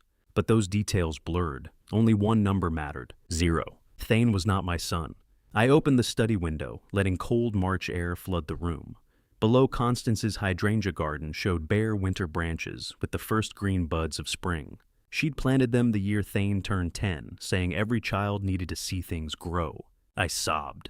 For the first time in 6 months, I cried out loud, not from anger at Thane, but from the unbearable weight of what the number meant. Constance had given birth to my son on March 15, 1988. I'd held him for 17 minutes in the delivery room before the nurses took him to the NICU for routine observation. He'd had my eyes. Constance swore he had my nose. And somewhere between that moment and the morning we took him home, he disappeared. I picked up Constance's photograph from my desk. "We had a son," I whispered. "You gave me a son, and I never knew him. Where is he, Constance? Where did our boy go?" The photo offered no answers. 38 years I loved the wrong child, and somewhere our real child grew up without us, or didn't grow up at all. There's a specific kind of grief that has no grave to visit, no childhood photos to hold, no memories to replay, just the statistical certainty that somewhere a son existed, and you missed every single day of his life. I called MGH Medical Archives at 9 a.m. Harold Fletcher, the hospital archivist I'd worked with during malpractice reviews in the 90s, answered on the third ring. "Dr. Riddle, it's been years." "At Harold, I need birth records from March 1988, my son's delivery, NICU staff logs." That's 37 years back. Most paper records from that era are in B2 storage. Are you looking for something specific? Everyone who had access to the NICU the night my son was born. Silence. Then, I'll pull the files. Can you come in around 11? The MGH archives occupied a basement level that smelled like old paper and industrial disinfectant. Harold met me at the security door, 63 years old now, still wearing the same style of wire-rimmed glasses he'd had in 1995. He led me through rows of filing cabinets to a corner table where 3 folders waited. March 15th, 1988. He said, opening the first file, "Your son's birth record, 2:47 a.m., full-term delivery, APGAR, scores 8 and 9. Routine NICU admission for observation." I scanned the paperwork, my signature on the consent forms, Constance's signature on the birth certificate, everything normal. ANICU night log. Harold continued sliding over the second folder. Shows 3 staff on duty the night he pointed to my name, covering an extra shift in pediatric surgery. Dr. Jennifer Anderson, attending physician, and Edmund Reyes, Jr. resident, age 31. The name hit me like a physical blow. Edmund Reyes, I said slowly. Are you certain? Yes, he was a second-year resident, left MGH in 1990, went into private practice. I opened the log, hands shaking. The duty roster showed clear time blocks. 2 a.m. to 6 a.m.e. Reyes solo, NICU coverage, 6 a.m. to 2 p.m.j. Anderson attending shift. 4 hours, I said. Edmund Reyes had unsupervised access to the NICU for 4 hours. It's standard protocol for that era, Harold said. Solo resident coverage during night shifts. I flipped to the transfer log. There, at 6:15 a.m. on March 15th, 1988. A baby boy Riddle transferred to general ward for family pickup. Signed E. Reyes, M.D. How does a man process discovering the villain who orchestrated his wife's murder is the same man who stole his son 37 years ago? He swapped my son in those 4 hours, I said quietly. Took my biological child and replaced him with someone else's baby. 37 years later, his daughter killed my wife. We've been murdering each other's families in slow motion since 1988. Harold's face went pale. Dr. Riddle, that's... Do you have Edmund Reyes's personnel file from that period? He hesitated, then pulled the third folder. His employment record. Standard resident evaluations, mostly adequate performance ratings. Nothing remarkable until... He stopped. Until what? March 16th, 1988. 1 day after your son's birth. He turned the file toward me. A disciplinary notice stamped in red. Personnel action, Edmund Reyes. MD, suspended 2 weeks without pay for unauthorized access to patient files and suspected NICU protocol violations. Investigation pending. Filed by, signature illegible. Someone knew, I said. Someone saw what he did and tried to stop him. The signature isn't clear, but there's a witness statement attached. Harold pulled out a single-typed page yellowed with age. It's brief. Says Reyes was observed accessing restricted records and behaving suspiciously around the infant ward during his night shift. Who filed it? Harold squinted at the signature line. The handwriting is terrible, but I think... He pulled out a magnifying glass. It looks like Anderson, Dr. Jennifer Anderson, the attending physician who took over his shift at 6 a.m. She witnessed the swap, I said, or suspected it. Where is she now? According to the file, she left MGH in 1989. No forwarding information listed.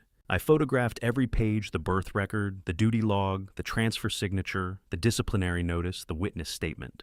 Harold, I need you to find Dr. Jennifer Anderson. Last known address, forwarding contacts, anything. He nodded slowly. What are you going to do? It's find my son and make Edmund Reyes answer for every lie he's told since 1988. The trail to Dr. Anderson went cold. She died in 2003, no children, no forwarding records. But her witness statement mentioned an abandoned infant transferred to Catholic Charities on March 16, 1988. That's where the real search began. The nun's arthritic hands pulled the yellowed file from March 1988. Baby boy abandoned at our door. No name, no documents, died 30 days later at St. Mary's Hospital from failure to thrive. Sister Agnes was 78 years old, wearing wire-rimmed glasses that magnified pale blue eyes. She'd maintained the Catholic Charities orphanage records for 45 years, and she still remembered the unnamed babies from 1988. March 16th. she said, settling into the chair across from me in the South End archive room. 5:30 in the morning. Someone left him in a basket by the side door. No note, no identification, just a blanket. I couldn't speak. My throat had closed. He was underweight, jaundiced. We got him to St. Mary's Pediatric Hospital within 2 hours. She opened the file, reading from faded handwriting. Diagnosis: failure to thrive, suspected sepsis. Dehydration. He was so small. When did he die? April 14th, 1988. 29 days old. The infection was too advanced. They tried everything. She pulled a photograph from the file, a Polaroid, edges yellowed, dated March 22nd, 1988. A thin newborn in a hospital bed, eyes closed, tubes in his tiny arms. I held the photo with shaking hands. He has Constance's eyes. Even closed, I can see her in his face. My son died alone, and I never knew he existed. We baptized him Michael, Sister Agnes said gently. For the Archangel, we always baptize the unnamed ones just in case. He's buried in St. Joseph Cemetery, Section 12, under baby Michael. April 1988. You can visit him now. I've pronounced death 8,000 times in my career, but holding that Polaroid of a son I never met, baby Michael, 29 days. Failure to thrive was the first time I understood that medical language is just cowardice dressed as precision. Thank you, I whispered. She touched my hand. I'm sorry you had to learn this way. He deserved to be loved. He was loved. I just didn't know it yet. I left Catholic Charities at 4:30 p.m. and drove home through evening traffic, the Polaroid in my jacket pocket. Constance had known. The 2023 paternity test proved she'd suspected, but she'd never told me. Why, back at the mansion, I went to her study, the room I'd avoided for months. Her desk still held her reading glasses, her fountain pen, her leather notebook, where she'd kept lists and reminders. I opened the notebook to the last entry, dated October 10th, 2024, 8 days before she died. One line in her precise handwriting: everything that matters is in Father's medal. Her father's Navy Cross. The medal she'd kept in our bedroom display case for 41 years, honoring the grandfather I'd never met who died at Iwo Jima in 1945. I retrieved the wooden box from the bedroom. Inside, the medal rested on black silk lining. I'd seen it hundreds of times, but I'd never looked underneath. I lifted the silk. Taped to the bottom of the box was a USB drive. My hands shook as I plugged it into my laptop in the study. One file, for Lester, watchalone.mp4. I clicked play. Constance appeared on screen, sitting in this same study, wearing her light blue cardigan. The timestamp read, October 11th, 2024, 2:30 p.m., 7 days before the camping trip. My love, she said, and I had to pause the video because hearing her voice broke something inside me. If you're watching this, I didn't survive October. Listen carefully. Everything I'm about to tell you is true. I watched for 47 minutes. Watching your dead wife confess on video is like performing surgery on your own heart. You know exactly where to cut, exactly how much it will hurt. And you do it anyway because the alternative is worse. She told me everything.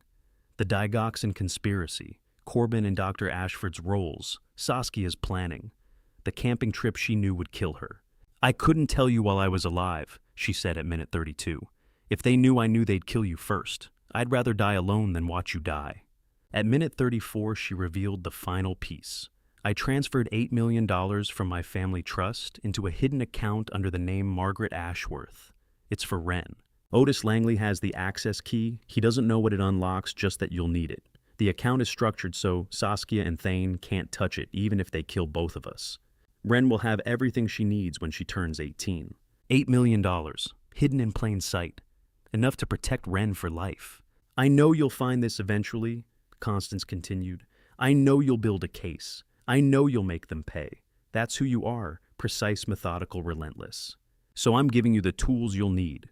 The financial trail, the witness statements I documented, the Lu Yin I made of Saskia and Thane discussing the timeline. She smiled that sad, knowing smile I'd loved for 41 years. I'm sorry I didn't tell you sooner. I was afraid if they knew I knew they'd kill you before me. This way you survive. You protect Ren. You finish what I started. I love you more than 41 years could ever show. The video ended at 10:47 p.m. Her final words frozen on screen, don't let them win. I sat in the dark study, tears streaming down my face. Constance had known everything. She'd walked into that camping trip knowing she'd die. And she'd done it to save me, to save Ren, to give me time to build the case that would destroy them. She'd won from the grave. Tomorrow at 2 p.m. at St. Paul's Cathedral, I'd seal that victory.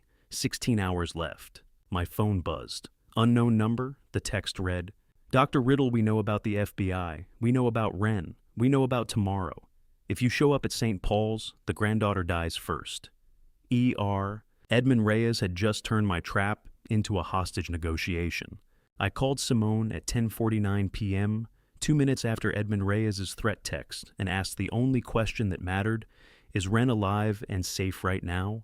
Yes, asleep. Why? Reyes just sent a threat. Says if I show up at St. Paul's tomorrow, the granddaughter dies first. Silence. Then, Ren is safe. I moved her 3 hours ago to the backup location, not Brookline, my sister's apartment in Newton. If Reyes knew where she actually is, he wouldn't waste time on threats. He'd act. The knot in my chest loosened slightly. You're certain? I've been doing this for 20 years, Lester. The threat is a bluff. He's fishing. I forwarded Reyes' text to Judge Prescott and Monica Delgado. By 11 p.m., we were on a conference call, 3 voices in the dark calculating odds. The text is a bluff, Monica said immediately. He's trying to spook you into aborting. If he had real access to the granddaughter, she'd already be leveraged, not a threat. This is psychological warfare. Or he's testing our response time, Julius added. Seeing if you panic, if you move Ren, if we scramble resources. He's gathering intel. So we proceed, I asked. Monica's voice was steel. My agents have been on Ren's last known location since yesterday. If anyone approaches the Brookline address, we'll know. But if Simone moved her 3 hours ago, Reyes is operating on old information. Lester, Julius said carefully, if you want to pull out, we abort now. No judgment. But if you walk into that cathedral tomorrow, you commit fully. What's your call?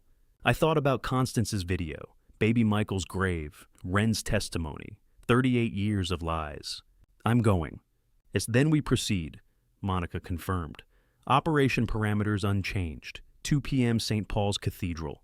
8 agents, 2 sniper teams, simultaneous arrests. The microphone goes live when you say hydrangea. After the call ended, I sat in the study staring at Reyes' text. Threats are like surgical complications. If you panic, you lose the patient. But if you trust your preparation, the crisis becomes just another variable to control. At 11:30 p.m., I drove to Newton. Simone's sister lived in a modest apartment complex with security gates and no clear sightlines from the street, the kind of anonymous middle-class housing where nobody notices their neighbors. Simone met me at the door. She's asleep. Are you sure you want to wake her? I need to see her before tomorrow. She led me to the guest bedroom. Ren lay curled under a quilt, her face peaceful in sleep, 15 years old, the only innocent person left in this entire conspiracy. I touched her shoulder gently. Ren? She woke instantly, eyes wide with fear, until she recognized me. Then she threw her arms around my neck. Grandpa, will you come back? Please tell me you'll come back. Promising a 15-year-old girl she'll live to 30 feels like performing surgery without anesthesia. You know, it's necessary. You know, it will hurt. And you do it anyway because the alternative is death. I will come back, I said, holding her tight. And tomorrow, you'll come home to Beacon Hill to stay. You'll tend Grandma's hydrangea garden and become the heart surgeon she dreamed you'd be. She left you enough for Harvard Medical and independence until you're 30. Ren pulled back, tears streaming. She knew everything. She planned everything. Even dying, she did it to protect you, to protect me, to give us time to win. I miss her so much. So do I, but she's still winning. Tomorrow we finish what she started. Ren nodded, wiping her face. Be careful, always. As I stood to leave, Simone walked me to the door and handed me a small bundle, a dark blue tie, a slim metal case, and a tiny pill bottle. FBI microphone in the tie, she said. Transmits everything within 20 feet. They'll hear every word. The scalpel is in your jacket lining, surgical grade, in case things go wrong. And the nitroglycerin is sublingual under your tongue if your heart acts up. You're 65 years old walking into a confrontation. Don't be a hero. I took the items. Thank you, Simone, for everything. You don't come back, I'm raising that girl myself. She deserves better than this family. She'll have better, I promise. Driving home through empty Newton streets at midnight, I thought about what I was carrying. FBI microphone, surgical scalpel, nitroglycerin pills. Emergency weapons for a 65-year-old cardiac surgeon walking into a trap. But I didn't need weapons. I had Constance's 47-minute video confession, documenting the entire conspiracy. I had Wren's sworn affidavit with time-stamped eyewitness testimony from October 18th. I had Judge Prescott's federal warrants for 4 targets. I had FBI SAC Monica Delgado's 8 agents and 2 sniper teams. I had Garrett Thornton's pharmaceutical evidence showing Corbin's 6-month drug theft pattern. I had Harold Fletcher's 1988 hospital records proving Edmund Reyes swapped my son. I had 4 file boxes of documentation spanning 37 years. And I had one question to ask Thane, a question he couldn't answer without destroying himself. The microphone would capture everything. The scalpel would stay in my pocket. The nitroglycerin would remain unused. All I needed to do was show up and ask the right question. At 12:18 a.m., as I pulled into my Beacon Hill driveway, my phone lit up with a calendar alert. April 1st, 2025, 1400, St. Paul's Cathedral. 13 hours and 42 minutes until I walked into a church to destroy the family that destroyed mine. I didn't feel fear. I felt like a surgeon scheduling the most important operation of my life. The patient was justice. The disease was 37 years of lies. And the prognosis was certain someone would die on that table tomorrow, but it wouldn't be me. I slept 3 hours. At dawn, I visited St. Joseph Cemetery and stood before the small marker, Baby Michael, April 1988. Then I drove home to prepare for the operation that would end 37 years of lies. The FBI technician adjusted the microphone in my tie at 11:07 a.m. and said, "Audio confirmed, Dr. Riddle, everything you say in that cathedral goes on federal record." My study had become a command center. Monica Delgado stood by the window reviewing tactical positions. Judge Prescott sat in the corner chair, silent and grave. Garrett Thornton monitored his laptop, tracking the target's movements in real time. "Final briefing," Monica said, turning to face me. "You enter St. Paul's at 1:55 p.m. 3 targets arrive at 2 o'clock. Your only mission, get them to confess on record. The moment you say hydrangea, we move in from 5 positions." "Dr. Ashford," I asked, "arrested simultaneously at his Newton residence the moment you give the signal. We have the freezer, the medications, everything." Garrett looked up from his screen. "Gail Stafford cooperated last night. She's testifying against them for a plea deal memory loss, or not. She kept records. Phone logs, medication schedules, conversations she documented thinking she was protecting herself. She'll bury them." Even neutralized the nurse had become my witness. The irony wasn't lost on me. Monica stepped closer. "Dr. Riddle, are you ready for this?" I looked at Constance's photograph on my desk. "I've waited 6 months. I'll be fine." At 1:55 p.m., I walked through the heavy wooden doors of St. Paul's Cathedral. The space smelled of incense and old stone. Rain had started steady April showers that cast shifting shadows through the stained glass windows, painting the pews in blues and reds. The vestry waited behind the altar, a wooden table, 4 chairs. On a nearby shrine, someone had placed fresh hydrangeas, Constance's favorite flower. I didn't know if that was FBI staging or divine coincidence. I arranged 3 items on the table, the DNA test results showing 0.0001% paternity, the 1988 Polaroid of baby Michael in his hospital bed, Edmund Reyes's personnel file with a disciplinary notice dated March 16, 1988. Then I waited. Walking into that cathedral felt like entering an operating room where I was both the surgeon and the patient. I'd cut open the truth, and the bleeding would kill what I love most. At 2 o'clock p.m. exactly, the vestry door opened. Thane entered first, wearing a dark suit that made him look older than 38. Saskia followed in professional gray, carrying a leather briefcase.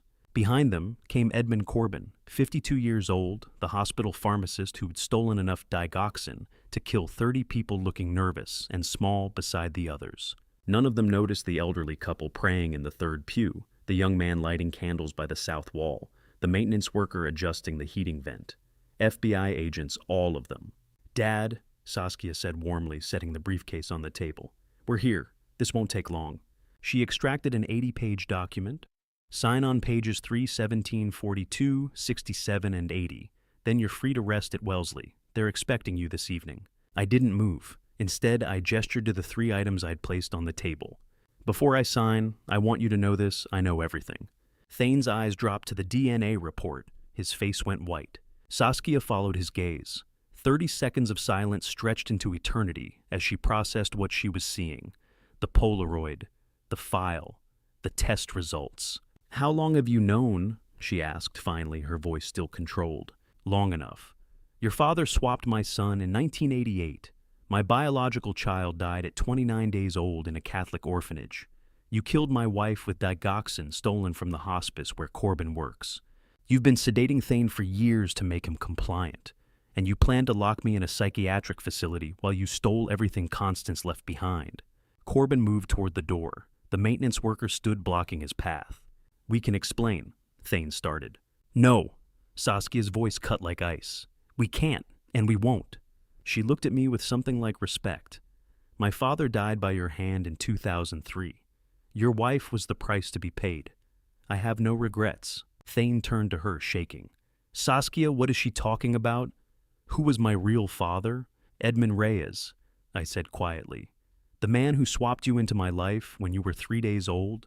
The man who died on my operating table 22 years ago. There's a specific sound handcuffs make when they close on someone you raised from infancy, a metallic click that severs 38 years in half a second." Thane collapsed into the chair, sobbing. "She told me, Constance told me before we left in October, said my real father was Reyes, the man who died during your surgery. Saskia found me after his funeral, said we were fellow victims of your negligence. I believed her." The words hit me like a blade. Constance had known. She'd told Thane the truth, and they'd killed her for it. "Son, don't call me that," he wept. "You said it yourself. I'm not your son." "You are," I said softly. "Biology doesn't change 38 years, but I can't save you from this." I whispered the word into my microphone, hydrangea. The cathedral erupted. FBI agents materialized from every corner. Monica Delgado's voice rang out. "Federal agents' hands where we can see them." Bauer om de sonindigaoso. Handcuffs clicked on Thane's wrists, on Saskia's, on Corbin's. I stood and looked Thane in the eye as they pulled him to his feet. Rain drummed against the stained glass, casting blue and red shadows across his bowed head. "I still love you," I said, "but I cannot save you from this."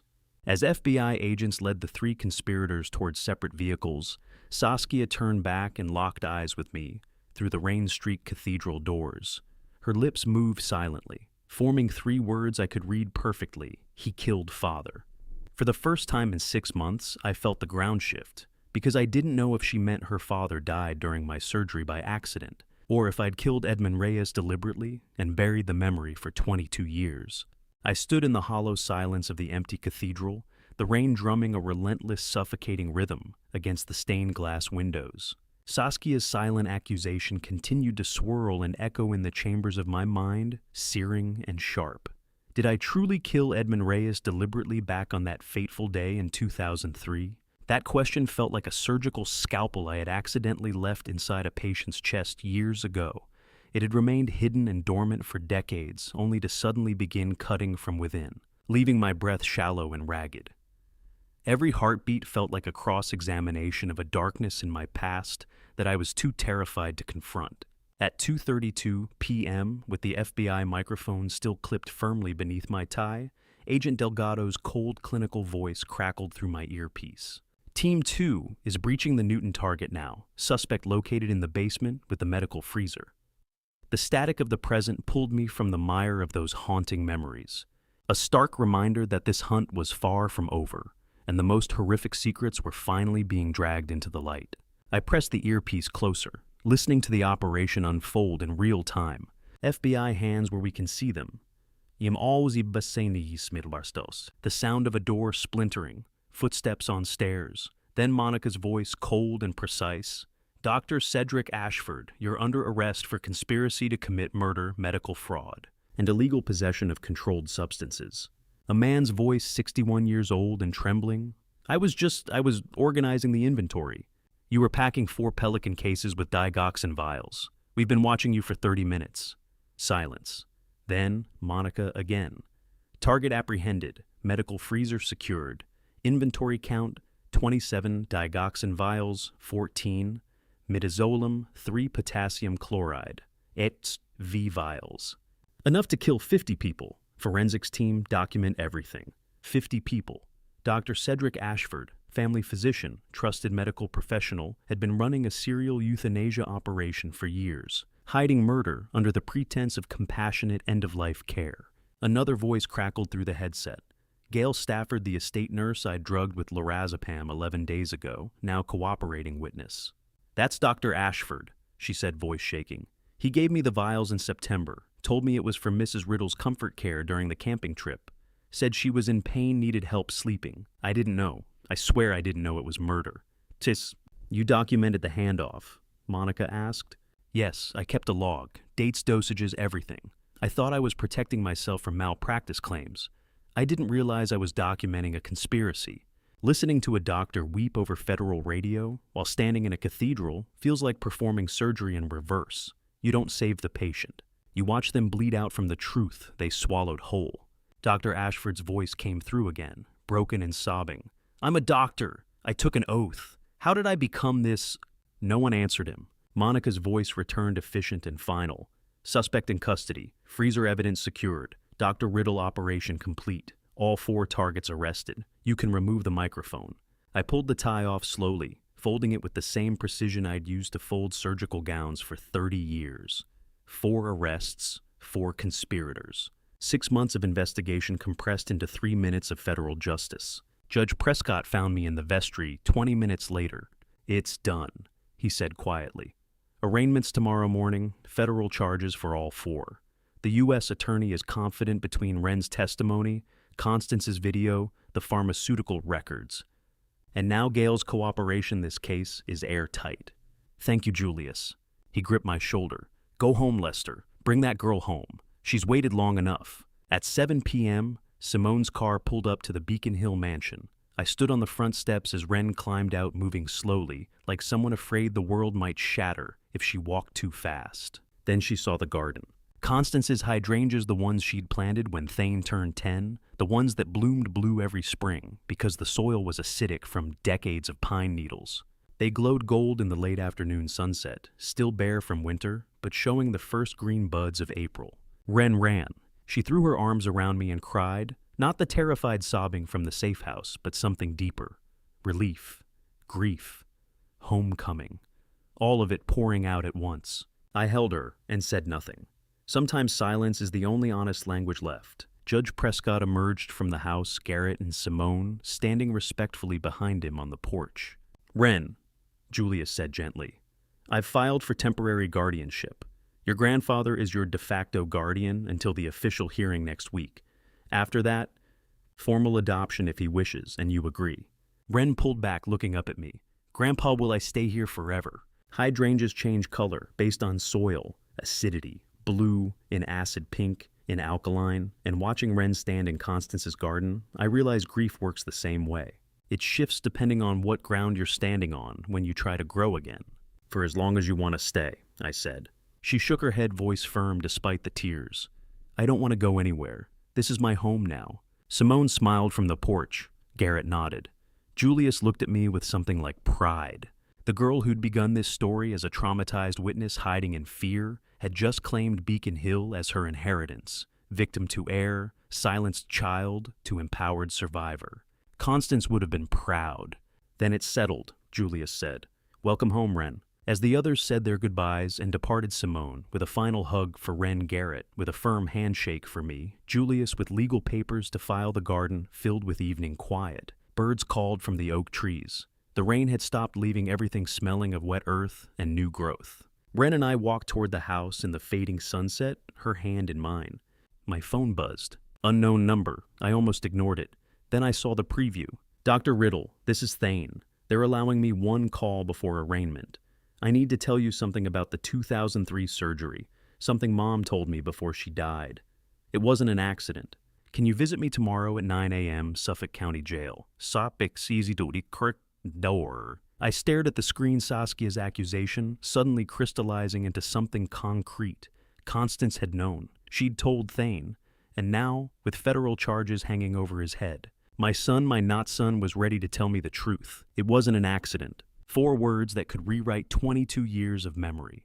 I looked at Wren beside me, finally safe, finally home.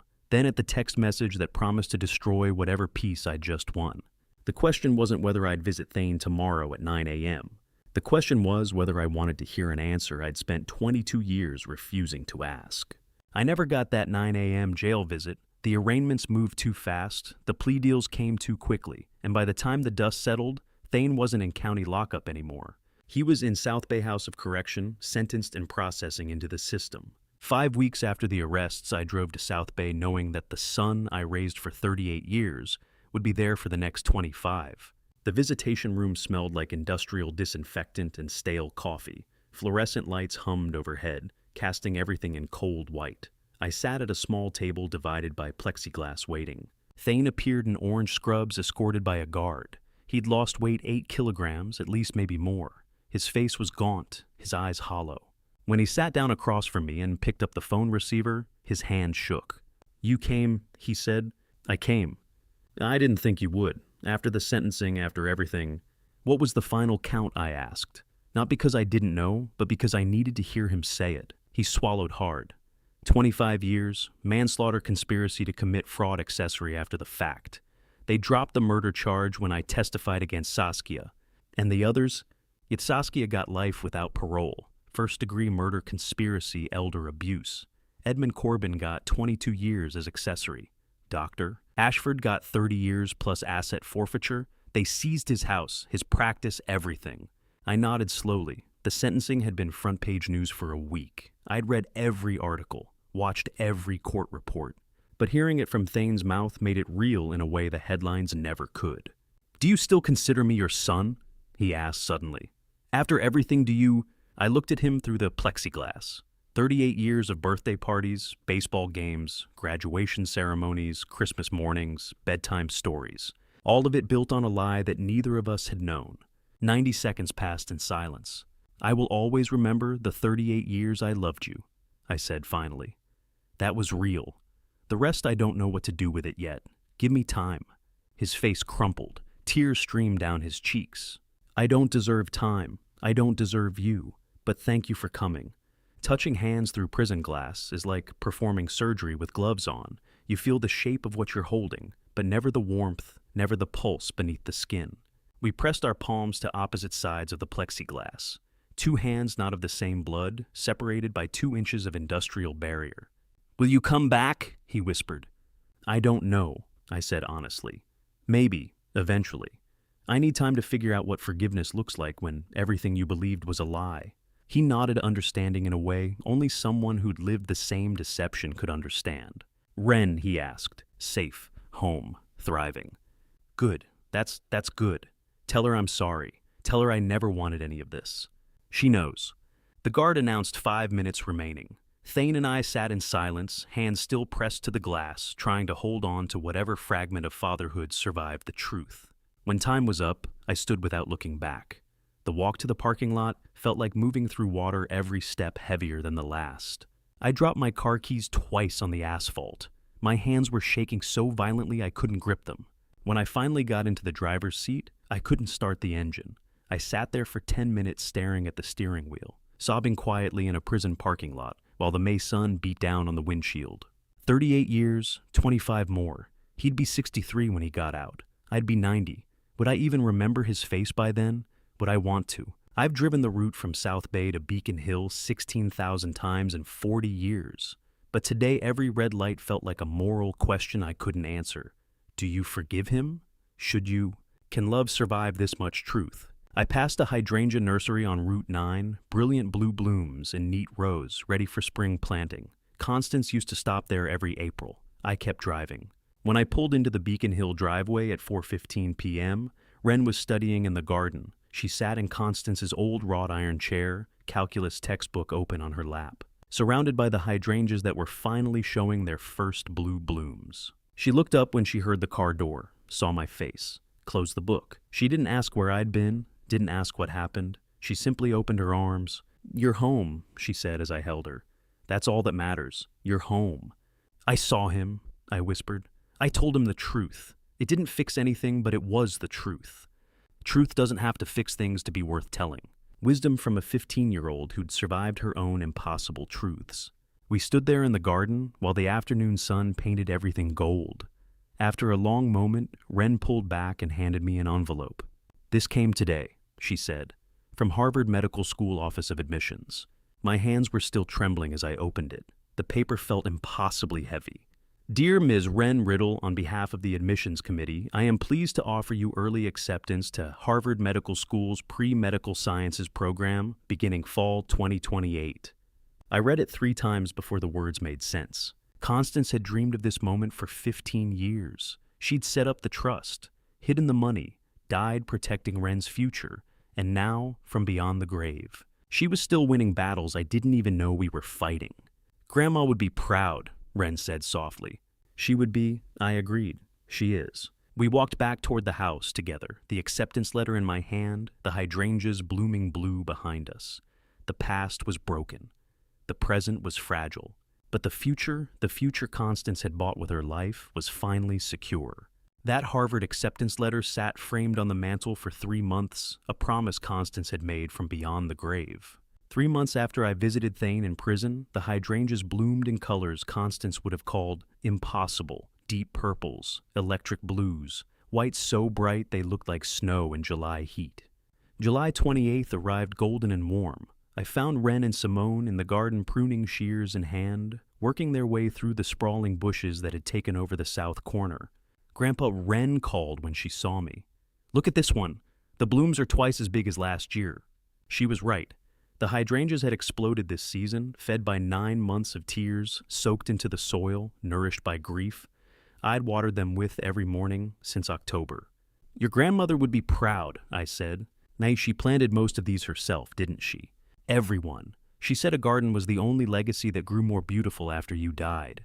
At 3 p.m., Otis Langley's car pulled into the driveway. He carried a leather portfolio and wore the satisfied expression of a lawyer about to deliver good news.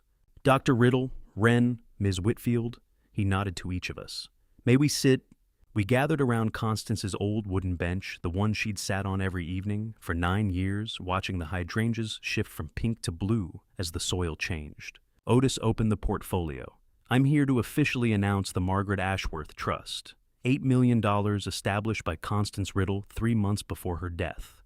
Purpose: to fund Wren's complete medical education at Harvard and provide financial independence until age 30.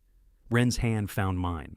8 years fully funded. 8 years. Undergraduate pre-medical program, medical school residency if needed, housing, books, living expenses, plus investment accounts that will mature when you turn 30. Your grandmother thought of everything." Wren turned to me, eyes bright with tears. "How did Grandma know I would study medicine? I only decided 2 weeks ago when I got the acceptance letter." I smiled through my own tears. "Your grandmother knew everything. She just never told anyone until it was necessary. She watched you from the day you were born. She knew you'd become the doctor she wanted to be, but never had the chance. She was that certain. Gardens are the only surgeries that succeed after the surgeon dies. Constance planted these hydrangeas 9 years ago, and they bloom more beautifully now than when her hands were still alive to tend them." Otis reviewed the remaining documents, trust administration disbursement schedules, investment strategies Constance had specified, with the same precision she'd used planning dinner parties. Every detail accounted for, every contingency covered. "She really did think of everything," Wren whispered. "She always did," I said, "even her own death." After Otis left and Wren departed for her evening violin lesson, I sat alone on that wooden bench as twilight painted the sky purple-blue like the hydrangeas surrounding me. I pulled out the framed Polaroid I'd been carrying in my jacket pocket for 3 months. Baby Michael April, 1988, eyes closed, 29 days old. My firstborn son, the child I never got to hold. I spoke to Constance in my mind the way I'd done every evening since she died. "My love, I didn't save you that October night. That is a sin I will carry until I come to you. But I didn't let them win. I kept your garden. I kept your granddaughter. She will become a heart surgeon as you dreamed. And one day when I finally join you, I will hold our firstborn son. The child I never got to embrace.